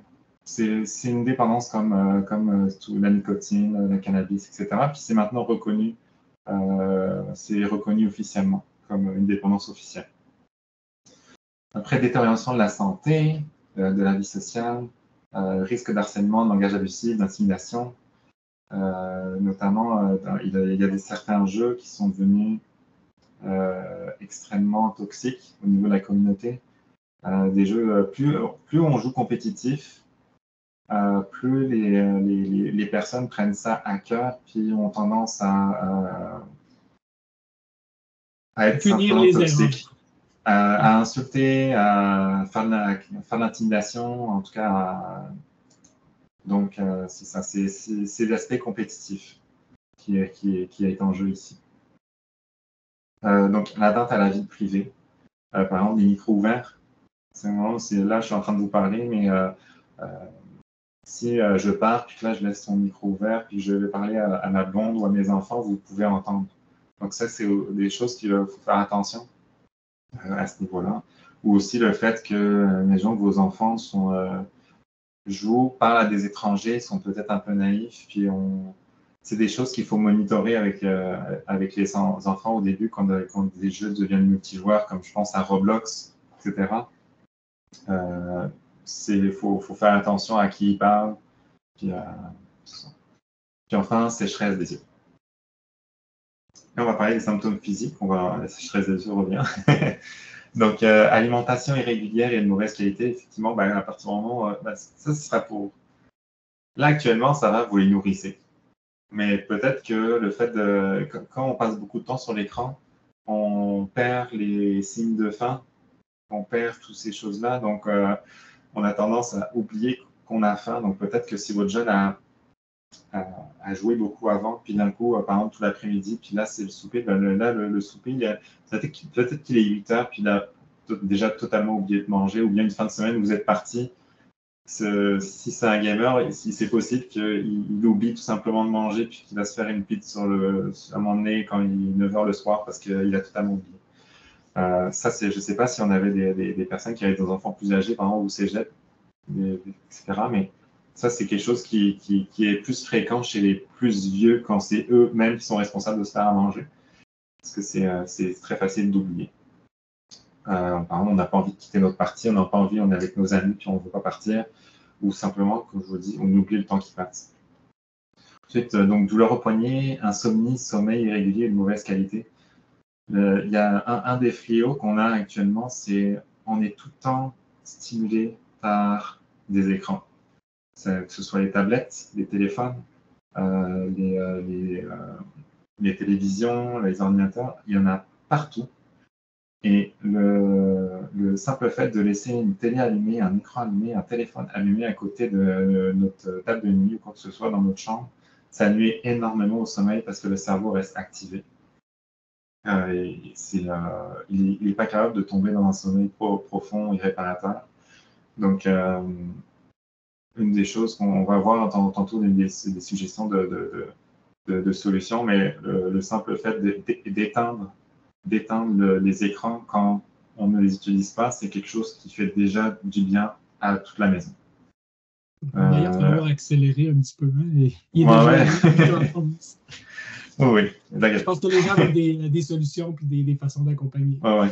Donc, maux de dos, maux de tête et migraine, négligence digestive personnelle, puis sécheresse des yeux, comme j'ai dit juste avant. Il y a les symptômes psychologiques. Donc, sentiment de bien-être et de soulagement pendant l'utilisation. Là, c'est la fameuse dopamine. Si je ne peux pas me sentir heureux sans avoir un stimuli, donc un stimuli, c'est un écran, une activité. Si je ne suis pas capable de me sentir juste heureux sans stimuli, il y a une problématique. Bon, comme c'est utilisé pour calmer un enfant en crise, exemple, puis que c'est la seule façon de réussir à le calmer, de lui donner un jeu vidéo, on est dans des problèmes. C'est des symptômes psychologiques là, qui sont très parlants. Pensée obsédante. Donc, si, par exemple, le jeune qui est à l'école, puis la seule chose qu'il pense, c'est de rentrer chez lui pour pouvoir continuer son jeu. Ça aussi, ça peut être... on est dans des symptômes de problématiques. Sentiment de vide, d'anxiété ou d'agressivité quand l'accès aux médias ou aux jeux n'est pas disponible. Incapacité à cesser ou à diminuer l'usage, le côté incontrôlable dont je parlais tantôt. Diminution de l'intérêt ou du temps consacré aux autres activités. Mensonge, vol, isolement. Mensonge et vol, je vais revenir un peu après là-dessus. Donc, on arrive à la partie de comment accompagner vos jeunes. Donc, évidemment, les stratégies que vous allez utiliser vont beaucoup dépendre de l'âge de votre jeune. Plus votre enfant est jeune, plus vous avez du contrôle sur certaines choses, alors que plus vieux, là, ceux qui ont des enfants de 13 à 17 ans, ça devient un petit peu plus difficile d'avoir les mêmes stratégies qu'on a quand ils sont plus jeunes. Fait qu'on va essayer de faire un petit portrait là, d'un petit peu toutes ces choses-là, mais il faut quand même garder en tête qu'il y a des stratégies qui fonctionnent mieux avec les enfants plus jeunes, il y a des stratégies qui fonctionnent mieux avec les enfants plus vieux. Aussi, le succès de vos tentatives vont beaucoup dépendre de la relation que vous avez avec votre jeune. Ça va être vraiment important que vous ayez une bonne communication avec votre enfant, qu'il vous fasse confiance, puis qu'il veuille aller dans la même direction que vous. Okay? Parce que c'est sûr que si vous ramez à sens inverse, l'enfant il va avoir des résistances. Pour toutes les raisons qu'on a parlé tantôt, à quel point ça nourrit notre cerveau, à quel point ça nourrit nos envies psychologiques, nos besoins psychologiques d'être humain, tout ça va vraiment prendre toute la place. Puis, si votre relation n'est pas bonne, puis que vous n'êtes pas ensemble, il y a des chances que vos tentatives ne soient pas très fructueuses. Okay? Gardez ça en tête. L'âge de votre enfant va un peu déterminer le genre de stratégie que vous allez utiliser. Puis, ça va vraiment être important de rétablir. Si jamais vous êtes rendu au conflit vraiment avec votre enfant au niveau des jeux vidéo, il va vraiment falloir rétablir la relation tranquillement, pas vite, ramener la communication avant de pouvoir tenter de faire toutes les différentes choses là, qu'on vous propose. Parce que sinon, il va toujours avoir une espèce de doute que vous voulez lui éviter, lui enlever son temps de jeu, lui enlever tout ce qui est super précieux pour lui ou elle. OK? Donc, premièrement, une des choses qui est à faire avec votre enfant, c'est vraiment de parler de la sécurité. Okay? De la même façon que vous avez montré à votre enfant à traverser la rue, vous lui avez montré à se promener dans un centre d'achat, vous lui avez montré à jouer au parc, c'est un monde aussi, c'est un lieu, les jeux vidéo. Chaque jeu est un peu son lieu, puis c'est important de connaître les différentes règles de sécurité. Fait qu'il faut que vous preniez le temps de parler des règles de sécurité avec votre jeune. Plus ils sont jeunes, mieux c'est là, pour pouvoir commencer à faire la prévention au niveau de la sécurité. On parle de la sécurité au niveau des informations personnelles. Donc, d'éviter de mettre les noms complets dans les noms d'utilisateurs lorsqu'on crée des profils, de ne pas mettre des choses importantes comme l'adresse ou s'assurer de répondre seulement aux questions qui sont vraiment nécessaires si on veut se créer un compte dans un jeu. Puis de faire attention aussi à son mot de passe. Parce que comme je vous disais, on fait des achats au niveau des comptes. Donc, si on communique notre mot de passe à un ami, puis là qu'on se le fait voler, puis là que les gens changent notre mot de passe, puis que là on perd l'accès à notre compte, bien, ça pourrait être un investissement assez important qu'on a perdu. Donc, c'est assez important de les prévenir au niveau nom d'utilisateur, mot de passe, puis les informations qu'on donne quand on joue à des jeux. Il faut aussi les prévenir au niveau des autres joueurs, de se tenir en sécurité. Comment est-ce qu'ils s'adressent à toi? C'est le genre de questions qu'on peut poser que vous pouvez poser à votre enfant lorsqu'il joue ou lorsqu'il a fini de jouer. Est-ce qu'il y avait d'autres personnes dans ton jeu? Est-ce qu'ils te parlaient bien? Est-ce que tu te sentais correct? Est-ce qu'ils t'ont insulté? C'est des questions qui sont vraiment importantes à connaître parce que la plupart des jeux ont des systèmes de conversation vocale. Donc, c'est possible d'entendre les autres joueurs. C'est possible de parler aux autres joueurs aussi. Parfois, c'est par clavardage, mais parfois aussi, c'est audio. OK? Puis, donc, ça peut virer très bien en harcèlement. J'ai mis le mot conflit d'intérêt. En fait, c'est pas comme un policier qui ne peut pas enquêter sur des gens de sa famille. C'est conflit d'intérêt dans le sens où peut-être que quelqu'un il joue juste pour se divertir, puis quelqu'un d'autre il joue vraiment pour gagner. Puis si ces deux joueurs-là sont dans la même équipe, bien là, ils ont comme un conflit d'intérêt. Il y a quelqu'un qui a juste envie de s'amuser, puis l'autre a juste envie de gagner. Fait que si celui qui a juste envie de s'amuser fait des erreurs, bien, l'autre pourrait vouloir lui reprocher vraiment grandement, puis dire qu'il nuit au jeu, puis même, ça peut tourner vers du harcèlement. Fait que c'est important de les prévenir au niveau des autres joueurs lorsqu'ils jouent à des jeux des jeux en ligne, lorsqu'on joue avec des gens d'une même équipe ou des gens de l'autre équipe. Il faut les prévenir puis leur montrer parce qu'on peut très bien désactiver le micro. On peut désactiver aussi les sons des autres joueurs. Donc, normalement, là, quand on va dans les réglages, on peut s'organiser pour ne plus les entendre, ces voix-là, si jamais ils nous dérangent et nous empêchent de jouer. Donc, soit le volume, on les baisse ou soit on les arrête. C'est pas rare, des fois, d'entendre des bruits bizarres. Ça arrive, moi, des fois que je joue, puis des fois, je joue avec des gens plus jeunes que moi, puis là, j'entends des bruits de personnes qui font des pets avec sa bouche ou des bruits de cochons. C'est pas long que je baisse le son ou bien je les enlève tout simplement. C'est pas de l'information qui m'aide à jouer, puis je trouve ça tannant. Bon, moi, je suis un adulte, je suis un peu mature, fait que je suis capable de prendre ces décisions-là, mais un enfant, peut-être pas. Donc, c'est important de les prévenir et de les sécuriser au niveau des autres joueurs. Parce que c'est possible qu'ils soient en contact avec du contenu et du langage inapproprié. D'ailleurs, un conseil qu'on peut donner, surtout pour les plus jeunes, c'est d'éviter d'utiliser des micro-casques. Oui, ils peuvent utiliser un micro, mais ce serait bien que le son sorte vraiment des haut-parleurs pour que vous puissiez entendre qu'est-ce qui se dit, puis être capable d'intervenir sur ça. Donc, ça serait des choses là, intéressantes à faire, là, vous assurer de qu'est-ce que votre enfant entend lorsqu'il joue à ce jeu-là. Ça serait bien que vous l'entendiez vous aussi. Au niveau de l'argent, les abonnements et tout ça, est-ce que c'est des prélèvements automatiques? Est-ce que vous avez mis votre carte de crédit dans le compte du jeune, puis là, ça se prélève automatiquement? Est-ce qu'il serait capable de faire des achats sans vous? Tu sais, tout ça, c'est des choses qui sont à faire vraiment attention parce que l'enfant peut être sollicité à vouloir acheter des choses dans son jeu, puis il faudrait éviter qu'il soit capable de le faire sans votre approbation. Puis au niveau de la vie privée, on en a parlé un petit peu.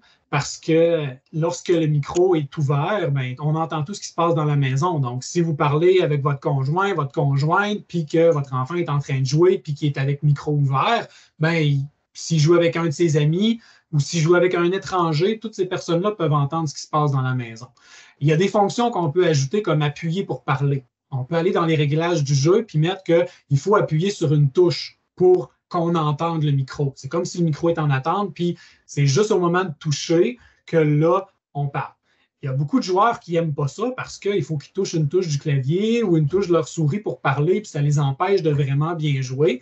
Mais moi, personnellement, j'ai toujours appuyé pour parler parce que je ne veux pas que tout le monde entende ce qui se passe dans ma maison. Je veux juste qu'on entende quand je parle. Mais au niveau de la sécurité, c'est toutes des choses qui sont importantes à discuter avec vos jeunes.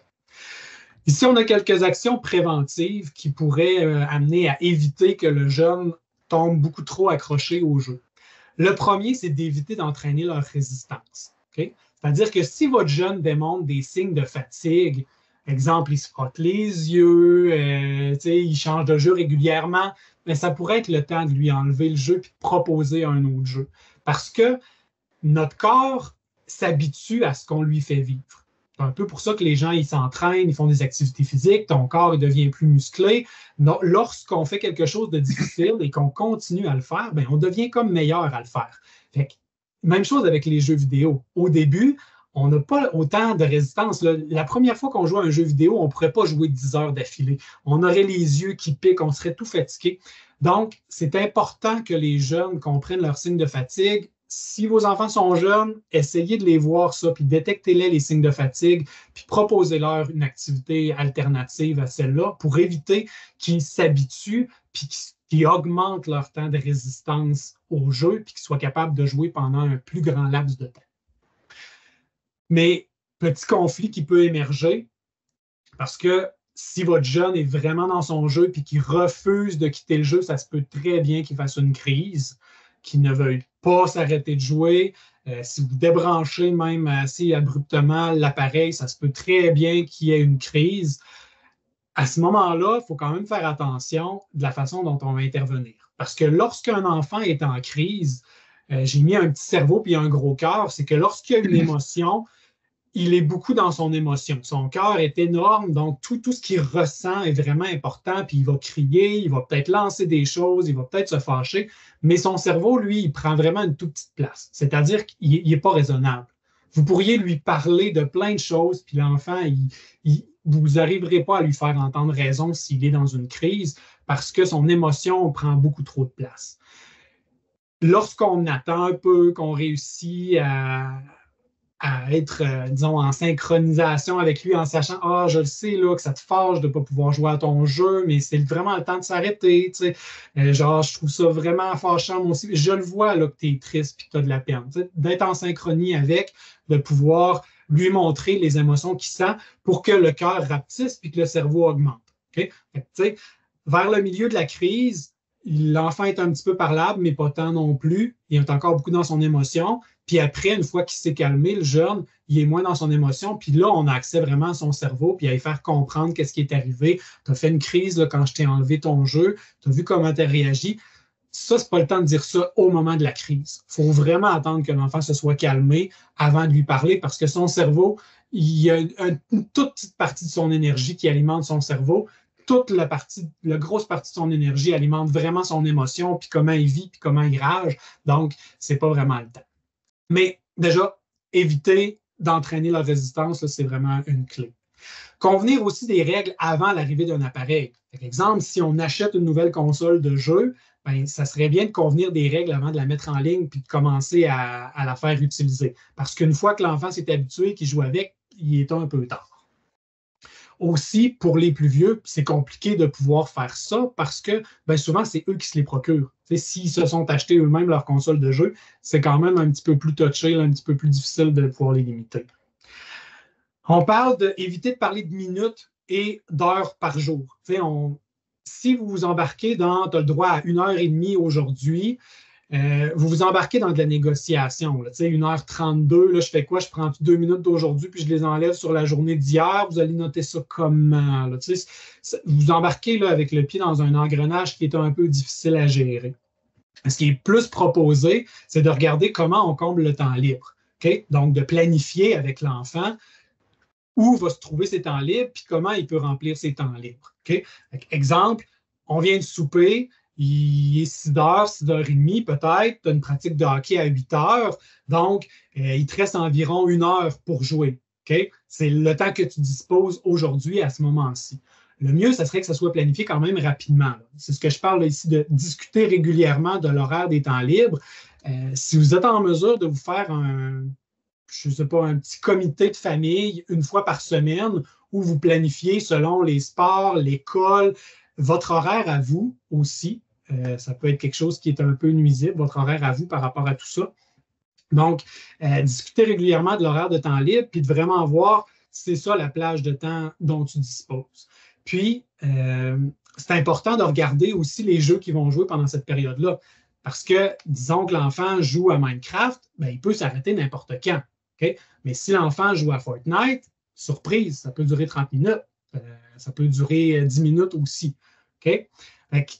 Ce qui est bien, c'est de regarder le temps que l'enfant joue, s'intéresser au jeu que l'enfant joue, d'être capable de savoir le temps que ça prend à son jeu, Puis, disons, si on dit qu'il faut partir à 7h30 pour ta pratique, bien, à 7h, c'est le dernier moment où tu peux te démarrer une partie. Après ça, il faut que tu joues à un jeu qui s'arrête n'importe quand. Fait que tu peux jouer à Fortnite jusqu'à 6h30 peut-être, puis à 6h30 après ça, ou à 7h30 après ça, tu joues à Minecraft parce que ça, tu peux arrêter n'importe quand. Fait que, c'est important de le planifier comme il faut, comme ça, puis de les accompagner là-dedans.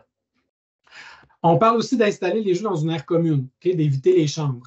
Ce qu'il y avait dans les études, là, c'est qu'on voit une augmentation du temps de jeu d'environ 50% si les jeux sont dans les chambres. Donc, les consoles de jeu, une Xbox dans la chambre, accrochée sur la télé dans la chambre, c'est risqué que l'enfant puisse jouer de façon continue sans arrêt.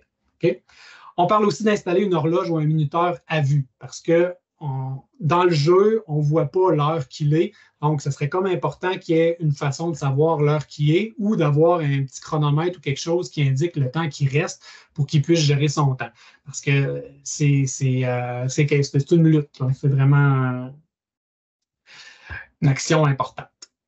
On parle aussi de responsabiliser. Donc, c'est important que le jeune soit capable de gérer son temps. Donc, il faut lui apprendre à gérer le temps. Si vous êtes tout le temps en train de lui dire « OK, c'est terminé, il est telle heure. OK, là, c'est le temps d'arrêter tes jeux. OK, là, c'est l'heure d'aller souper. » Il faut trouver des stratégies pour pouvoir les aider à faire leur gestion du temps. OK?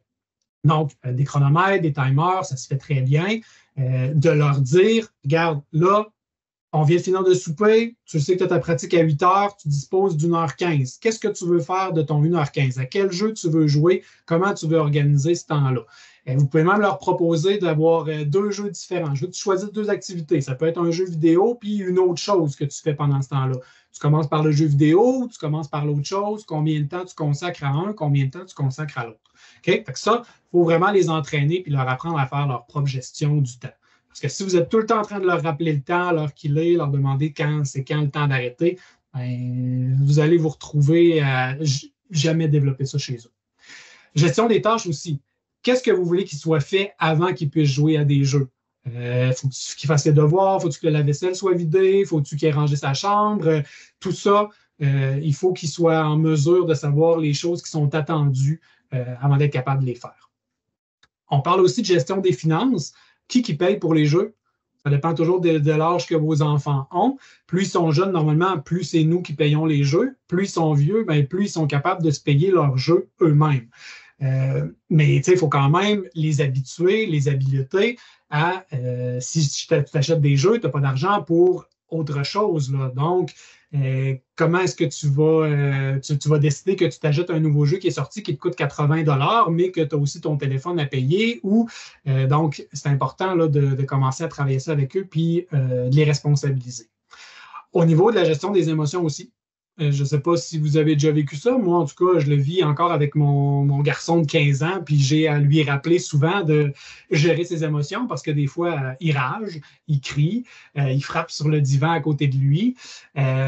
Donc, il faut apprendre à gérer ses émotions, à apprendre à gérer ses réactions parce qu'il peut briser quelque chose, il peut se faire mal. S'il a le micro ouvert en plus, puis il sacre, est-ce qu'il joue avec des gens plus jeunes que lui, plus vieux que lui, comme tu sais? Donc, tout ça, là, c'est des choses qui sont importantes à travailler, à lui apprendre à gérer ses émotions.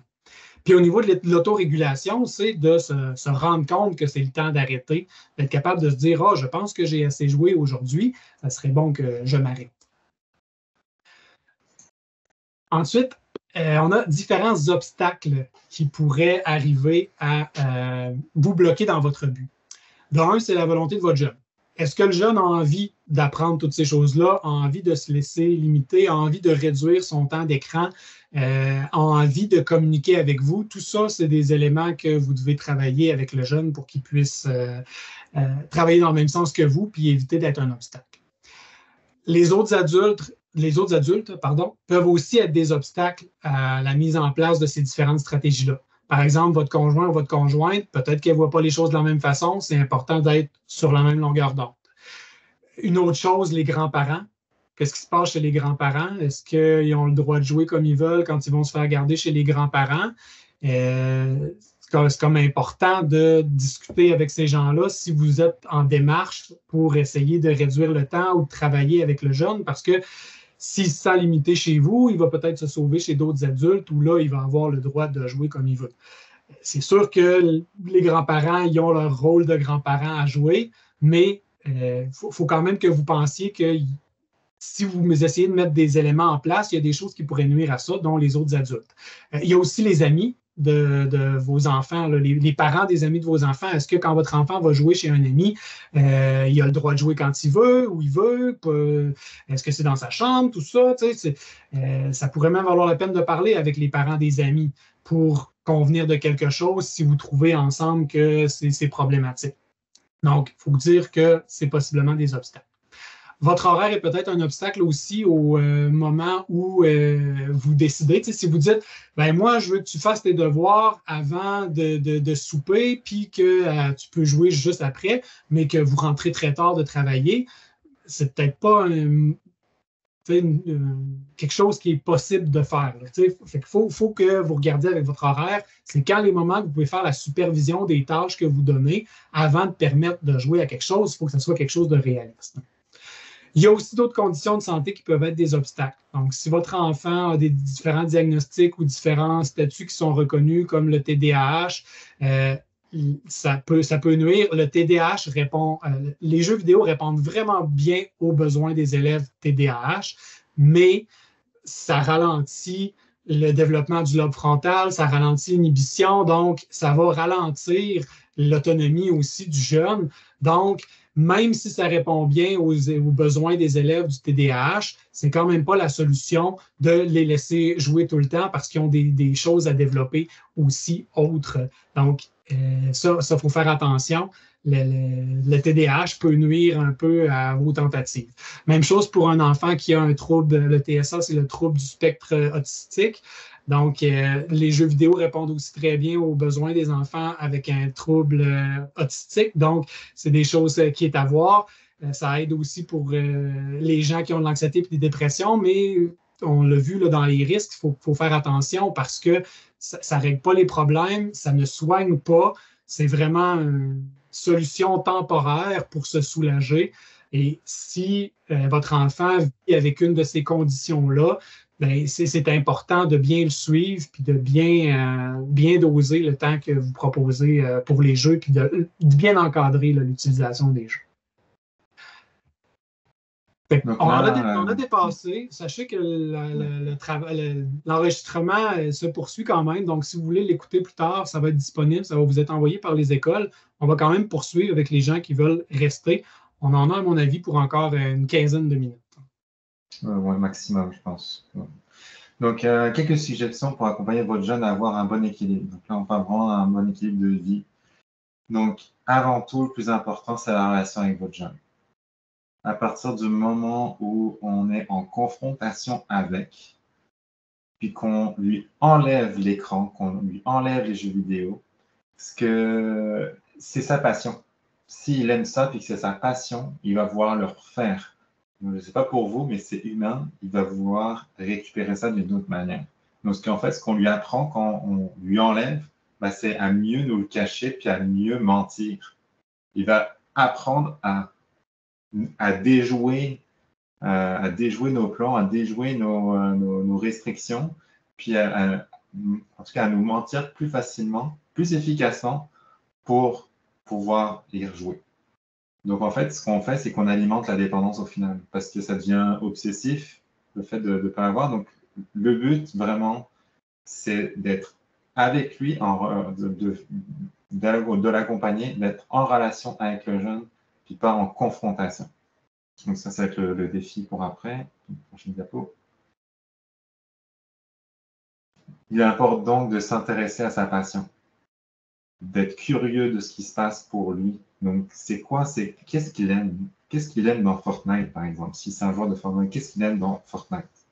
Qu'est-ce qui se passe actuellement? Imaginons qu'il joue dans le salon. Lui demander qu'est-ce qui se passe? Qu'est-ce que tu fais? C'est parfois de s'intéresser à comment ça fonctionne, peut-être même essayer de jouer avec lui. Je fais partie sur Facebook d'un groupe de soutien au niveau informatique pour les jeunes parents, pour voir simplement pour des personnes qui valident si, par exemple, Snapchat, c'est-tu sécuritaire pour mon jeune de 8 ans? Non. Oui. Mais c'est des choses comme ça. Puis, il y a l'histoire d'une dame, une maman, qui disait qu'elle avait 4 enfants, dont elle avait 4 ados, un plus jeune. Puis, tous passionnés de jeux vidéo. Elle n'avait jamais joué de sa vie, mais parce qu'elle voulait connecter avec ses enfants, elle a décidé de s'essayer. Puis finalement, elle a joué. Elle n'était pas bonne, mais ses enfants lui ont montré. Et là, c'est rendu qu'il y a juste son plus jeune ado qui est encore chez elle, 3 qui sont à l'extérieur. Puis ils refont une fois par semaine des jeux en ligne, toute la famille. Donc, ils ont comme créé une activité familiale autour du jeu vidéo, autour de la passion de ces jeunes. Puis, au final, elle aime ça juste passer du temps avec eux. Donc, elle s'est vraiment intéressée, pour vrai, à leur jeu. Puis, elle a vraiment essayé. Donc, c'est quelque chose qui est gagnant. Puis ça, on parle pour les jeux vidéo, mais c'est pour toutes les passions que vos jeunes ont. À partir du moment où on s'intéresse vraiment à leur passion, c'est vraiment gagnant au niveau de la relation.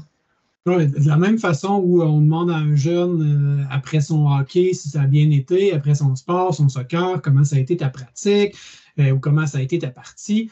C'est le même genre de choses qu'on peut demander lorsqu'il y a eu des jeux. À quel jeu tu as joué? As-tu fait des rencontres avec qui t'as parlé? T'as-tu parlé en français? T'as-tu parlé en anglais? Toutes des choses là, des genres de questions qu'on peut poser pour s'intéresser à sa passion.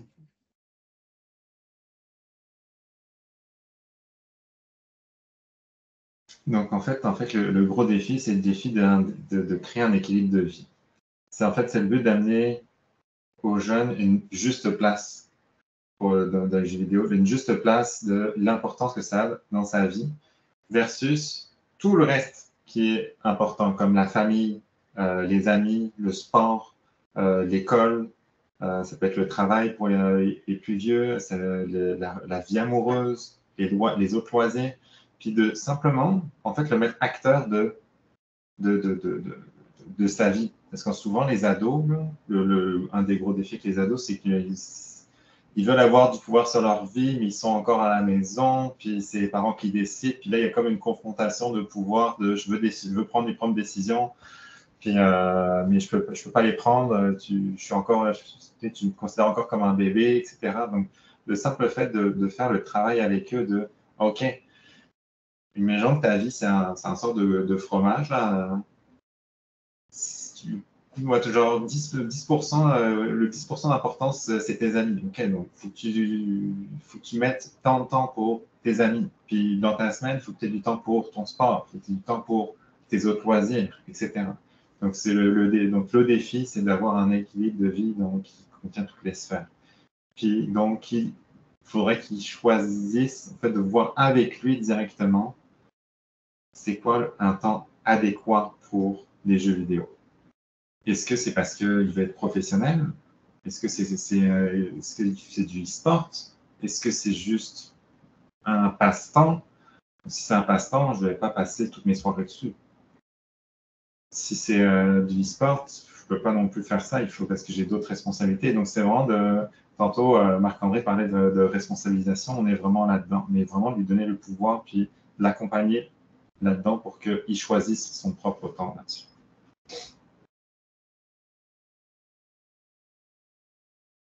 Puis enfin, suggestion pour une utilisation saine des écrans en général. Donc, encore une fois, Marc-André, on a parlé un peu tantôt, mais chronométrer le temps passé sur les médias. C'est facile même nous, hein, en tant qu'adultes, on est sur nos téléphones, puis d'un coup, on regarde des choses sur Facebook, puis d'un coup, mon Dieu, ça fait déjà 30 minutes que je suis dessus, j'ai pas eu le temps passer.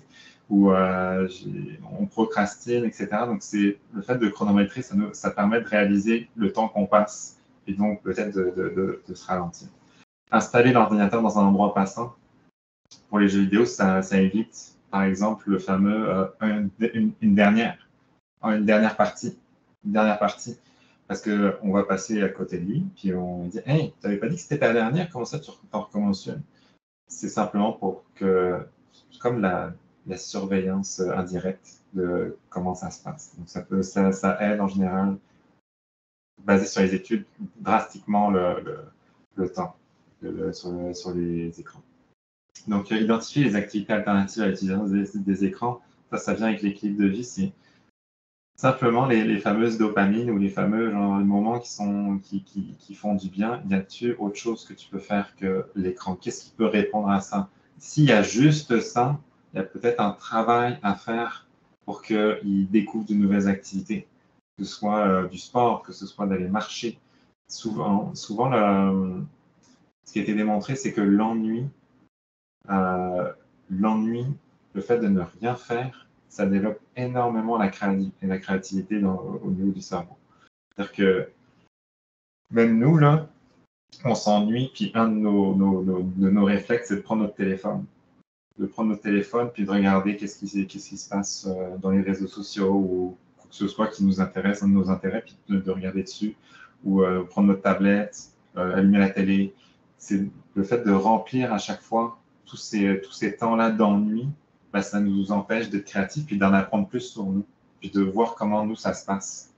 Au niveau société, on vit dans un monde un monde continu de stimuli, dans le sens où on n'est jamais tout seul avec nous-mêmes, beaucoup moins qu'avant parce qu'on a des écrans partout, puis une facilité de connexion avec le monde très facile. Donc, le défi, c'est d'être capable de s'ennuyer, tout simplement, et pour trouver des activités alternatives. Donc, instaurer des périodes de temps limitées pour l'utilisation des écrans, ça se fait beaucoup. Par exemple, tu as 1 heure de temps d'Internet sur ton téléphone ou bien sur ton ordinateur, ça se fait énormément. Planifie des activités avec ta famille ou tes amis ou des activités sportives après l'école. Pour les jeunes qui sont au secondaire, il y a beaucoup de parascolaires, puis de plus en plus au primaire, il y en a aussi des sports, etc. Encouragez votre jeune. Moi-même, quand j'étais jeune, j'ai aussi eu une problématique un peu plus de cyberdépendance. Ce qui m'a beaucoup aidé à ressortir de cette dépendance-là, on va dire, c'était de me mettre des activités partout. J'avais tellement de choses prévues à mes journées que je ne pouvais pas aller jouer puis ne rien faire chez nous. Parce que si je n'ai rien à faire, quand je m'ennuie, ben, je vais jouer. Donc, c'est le fait d'aller à mes cours, d'aller à mes activités physiques. Je mettais plein de sports, je mettais plein de rencontres avec des amis, etc. Ça m'a permis vraiment de ressortir puis d'avoir une vie équilibrée. Ensuite, choisir le bon moment pour jouer. Puis ça, c'est au niveau de la responsabilisation encore. Si j'ai un gros examen le vendredi ou bien que j'ai une compétition même sportive le samedi, c'est peut-être pas le moment le vendredi soir ou à la veille d'un examen de me faire une grosse soirée de jeux vidéo, tout simplement. C'est peut-être, je peux prévoir peut-être, c'est correct d'avoir parfois des grosses soirées de jeux vidéo avec des amis, etc. Mais il ne faut pas que ça vienne le lendemain matin trop tôt, il faut que j'aille travailler, tout simplement. Demander à quelqu'un de mettre un mot de passe afin de limiter l'accès à l'ordinateur. Puis enfin, fermer les écrans lorsqu'ils ne sont pas utilisés, ça j'en ai parlé tantôt. Et tu sais, la plupart de ces éléments-là vont demander de créer l'autonomie du jeune. Parce que ce qu'on veut, c'est qu'ils soient capables de le faire. Puis tu sais, il faut se rappeler les étapes pour aller vers l'autonomie, parce que l'autonomie, c'est je le fais seul. Mais ça commence toujours par je le fais et tu me regardes. Donc, je vais le faire pour toi, je vais le faire avec toi, choisir le bon moment, savoir c'est quand que je dois m'arrêter, c'est quoi les activités que je peux faire quand je m'ennuie. Ensuite, donc ça, c'est la première étape, je le fais et tu me regardes. Ensuite, je le fais avec toi. Donc, viens avec moi, on va s'asseoir, on va décider. C'est pas mal tous les éléments là-dedans qui peuvent se développer pour aller vers le stade de l'autonomie d'en faire ça. Là. Donc, la deuxième étape, c'est je le fais avec toi. La troisième étape, c'est tu le fais et je te regarde. Fait que là, tu planifies tes choses, tu organises ton horaire, tout ça, et je te regarde faire. Puis la dernière étape, ben là, tu le fais tout seul. Donc là, tu es capable de planifier ton horaire, de dire c'est là le temps, c'est là que je vais faire ci, c'est là que je vais faire ça, ou c'est comme ça que je vais faire, mon activité sportive est là et tout ça. Donc, les étapes de l'autonomie, c'est quand même important de le savoir. Donc, je le fais, tu me regardes, je le fais avec toi, tu le fais, je te regarde, et ensuite, tu le fais tout seul. Puis je voulais rajouter aussi quelque chose où il faut beaucoup faire de la modélisation aussi là-dedans. Parce que c'est sûr que si je montre à mon jeune que, puis ça je le vois avec mes jeunes enfants, là, parfois on prend un peu trop le téléphone, puis d'un coup, t'as ma petite fille d'un an et demi qui va prendre mon téléphone, qui va me l'amener. Je dis, ok, peut-être que je l'ai un peu trop mon téléphone ces temps-ci sur moi. Ou bien j'ai beaucoup travaillé en télétravail ces temps-ci avec mon ordinateur sur la table parce que je recevais les enfants en même temps. Mon fils prenait un livre, puis s'amusait genre à l'ouvrir devant lui, prenait quelque chose, puis il faisait comme s'il travaillait. Les enfants vont reproduire les comportements que nous avons. Donc, si on arrive à montrer qu'on est capable de bien gérer, puis d'avoir un bon équilibre de vie, puis de bien nous-mêmes gérer nos écrans de base parce qu'on est leur modèle, on va les aider à le faire également. C'est une question de choc de valeur un petit peu aussi. Là. Puis j'ai fait le test avec mes enfants, puis j'ai aimé la conversation que j'ai eue parce que des fois, je les appelais pour le souper, puis ils n'y arrivaient pas. Puis on commençait à manger, puis là, eux finissaient par arriver au repas. Puis ça, c'est extrêmement fâchant et extrêmement frustrant. Mais, tu sais, là, je leur ai demandé, j'ai dit, est-ce que vous me voyez régulièrement manquer des repas? Quand est-ce que je ne suis pas là pour le souper puis que vous êtes là? Et on dit, quand tu es à tes sports. OK. Donc, vous savez que moi, le mardi et le jeudi, je prépare à souper. J'allais préparer le souper, mais je pars et je ne mange pas en même temps que vous. Moi, je mange après mon sport. Fait que vous voyez que les repas en famille sont importants pour moi, mais mon sport, les mardis et les jeudis, prend comme le dessus parce que je décide de prioriser le sport. Fait que là, est-ce que tu me vois jouer à des jeux vidéo pendant que vous mangez? Non, ça n'arrive jamais. OK, fait que tu peux classer jeux vidéo en dessous de manger en famille. Fait que pour moi, manger en famille, c'est plus important que jouer à mes jeux vidéo. Okay? Fait que là, je leur ai montré un petit peu comme ça, puis je leur ai posé des questions. Est-ce que vous me voyez faire ci avant ça, ci avant ça? Fait que là, on a comme classé un petit peu mes priorités. Puis là, après ça, je l'ai fait avec eux. Puis là, j'ai dit là, ce que tu me montres, c'est que toi, quand je t'appelle, tu sais, on mange presque toujours à 6 heures. Des fois à 6h10. Puis au pire, je les avertis là, selon l'horaire, s'il y a un changement, mais on peut se dire à 6 heures, on mange. Okay? Fait à 6 heures ou avant, tu peux te présenter à la table. Okay? Donc, il est 6 heures, tu arrives à la table. Avant 6 heures, tu peux arriver, tu aideras à monter la table ou à finir de préparer du souper, pas de problème. Ton jeu, c'est fini, tu es mort à Fortnite plus vite que tu pensais, tant mieux, ça te donne du temps de famille. Viens-t'en. Okay? Donc, j'ai posé ces questions-là, puis là, tu sais, là, j'ai dit ce que tu montres, c'est que les jeux vidéo sont plus importants que le temps passé en famille, le repas en famille, qui est quelque chose de très important qu'on a toujours véhiculé ici. Donc, on a refait un petit peu d'ordre là-dedans, puis là, ça arrive un peu moins. Des fois, il faut faire des rappels, mais ça arrive un peu moins. Fait que cette discussion-là est assez importante, là, de regarder qu'est-ce qui est important pour toi, puis quelles sont les actions qui montrent que c'est important pour toi. Fait qu'avec les actions, des fois, on est capable de montrer qu'est-ce qui est prioritaire par rapport à l'autre, puis il est toujours possible de faire des changements à ça. OK, Gauthier, je te laisse finir avec cette page-là. Oui, donc quelques ressources pour nous, pour les écoles, pour vous, puis pour nos jeunes. Donc, il y a le Gamer Mentor, qui est une ressource au Québec qui accompagne les écoles, les jeunes, puis les parents à une saine utilisation des jeux vidéo. Ils font des conférences, ils font du coaching. Donc, ça peut être, si vous êtes curieux, je vous invite à aller voir leur site internet. Il y a quand même pas mal de ressources intéressantes. Ils devraient notamment faire des conférences l'année prochaine directement dans les écoles à Bécomo. Ça a failli arriver cette année, mais ça va plus se faire. Il y a Pose ton écran, qui a aussi une ressource, plus pour les jeunes cette fois-ci. Très intéressante. Encore une fois, c'est pour le fait d'essayer de ralentir notre consommation, on va dire, d'écran. Mais c'est beaucoup sur les écrans en général. Ce n'est pas spécifiquement pour le jeu vidéo, alors que Game Mentor, c'est vraiment plus pour le jeu vidéo. Pour ton écran, c'est vraiment plus général, autant réseaux sociaux, télévision, tout ce qui est écran. Je trouve ça bizarre qu'on ne voit pas les photos. Là. J'avais pourtant des images du site web, puis là, ils n'apparaissent pas. Ensuite, il y a Dr. K, Healthy Gamers. Ça, c'est pour les personnes qui sont à l'aise avec l'anglais. C'est un psychiatre pardon, spécialisé dans l'accompagnement des jeunes, des joueurs, des jeunes joueurs, mais c'est des joueurs de jeux vidéo en général. Il a une chaîne YouTube, une chaîne Twitch. Il y a beaucoup de vidéos qui sont extrêmement intéressantes. Il y a un livre qui s'appelle How to Raise a Healthy Gamer que Marc-André a lu.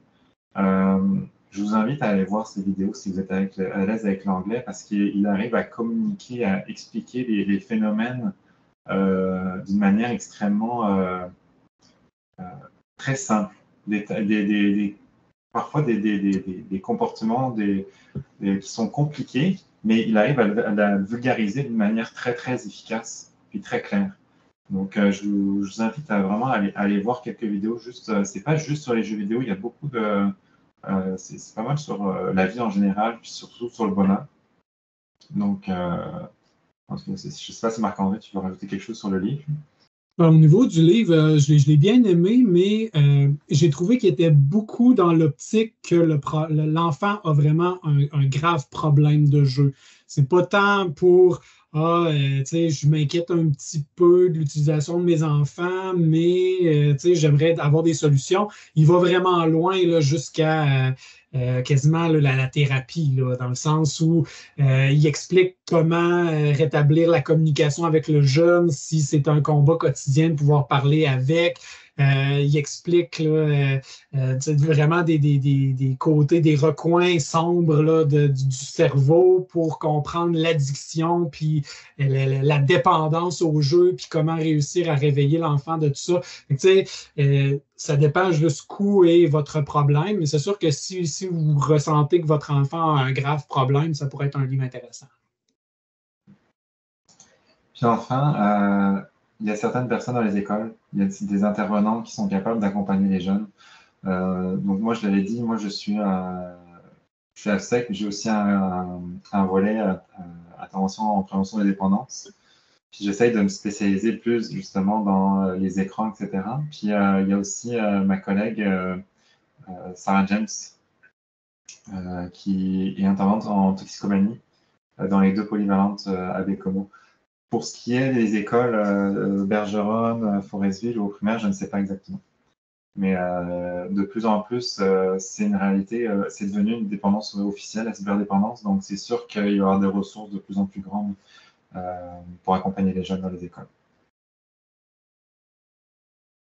Donc, si jamais vous voulez avoir toutes les informations qu'on a lues, quand on va vous rendre la présentation disponible, vous pourrez cliquer sur les livres, puis ça va vous montrer toutes les conférences, les livres, les articles, les sites web qu'on a consultés là, pour aller chercher toutes les informations qu'on vous a présentées aujourd'hui. Je sais qu'il est déjà tard, mais on est quand même encore là avec quelques personnes. Donc, si vous avez des questions à poser, vous pouvez, à partir de maintenant, les poser. Ce que je vais faire, c'est que je vais arrêter l'enregistrement. Donc, si jamais ça vous rend plus à l'aise, donc on arrête l'enregistrement maintenant, puis vous pourrez poser vos questions.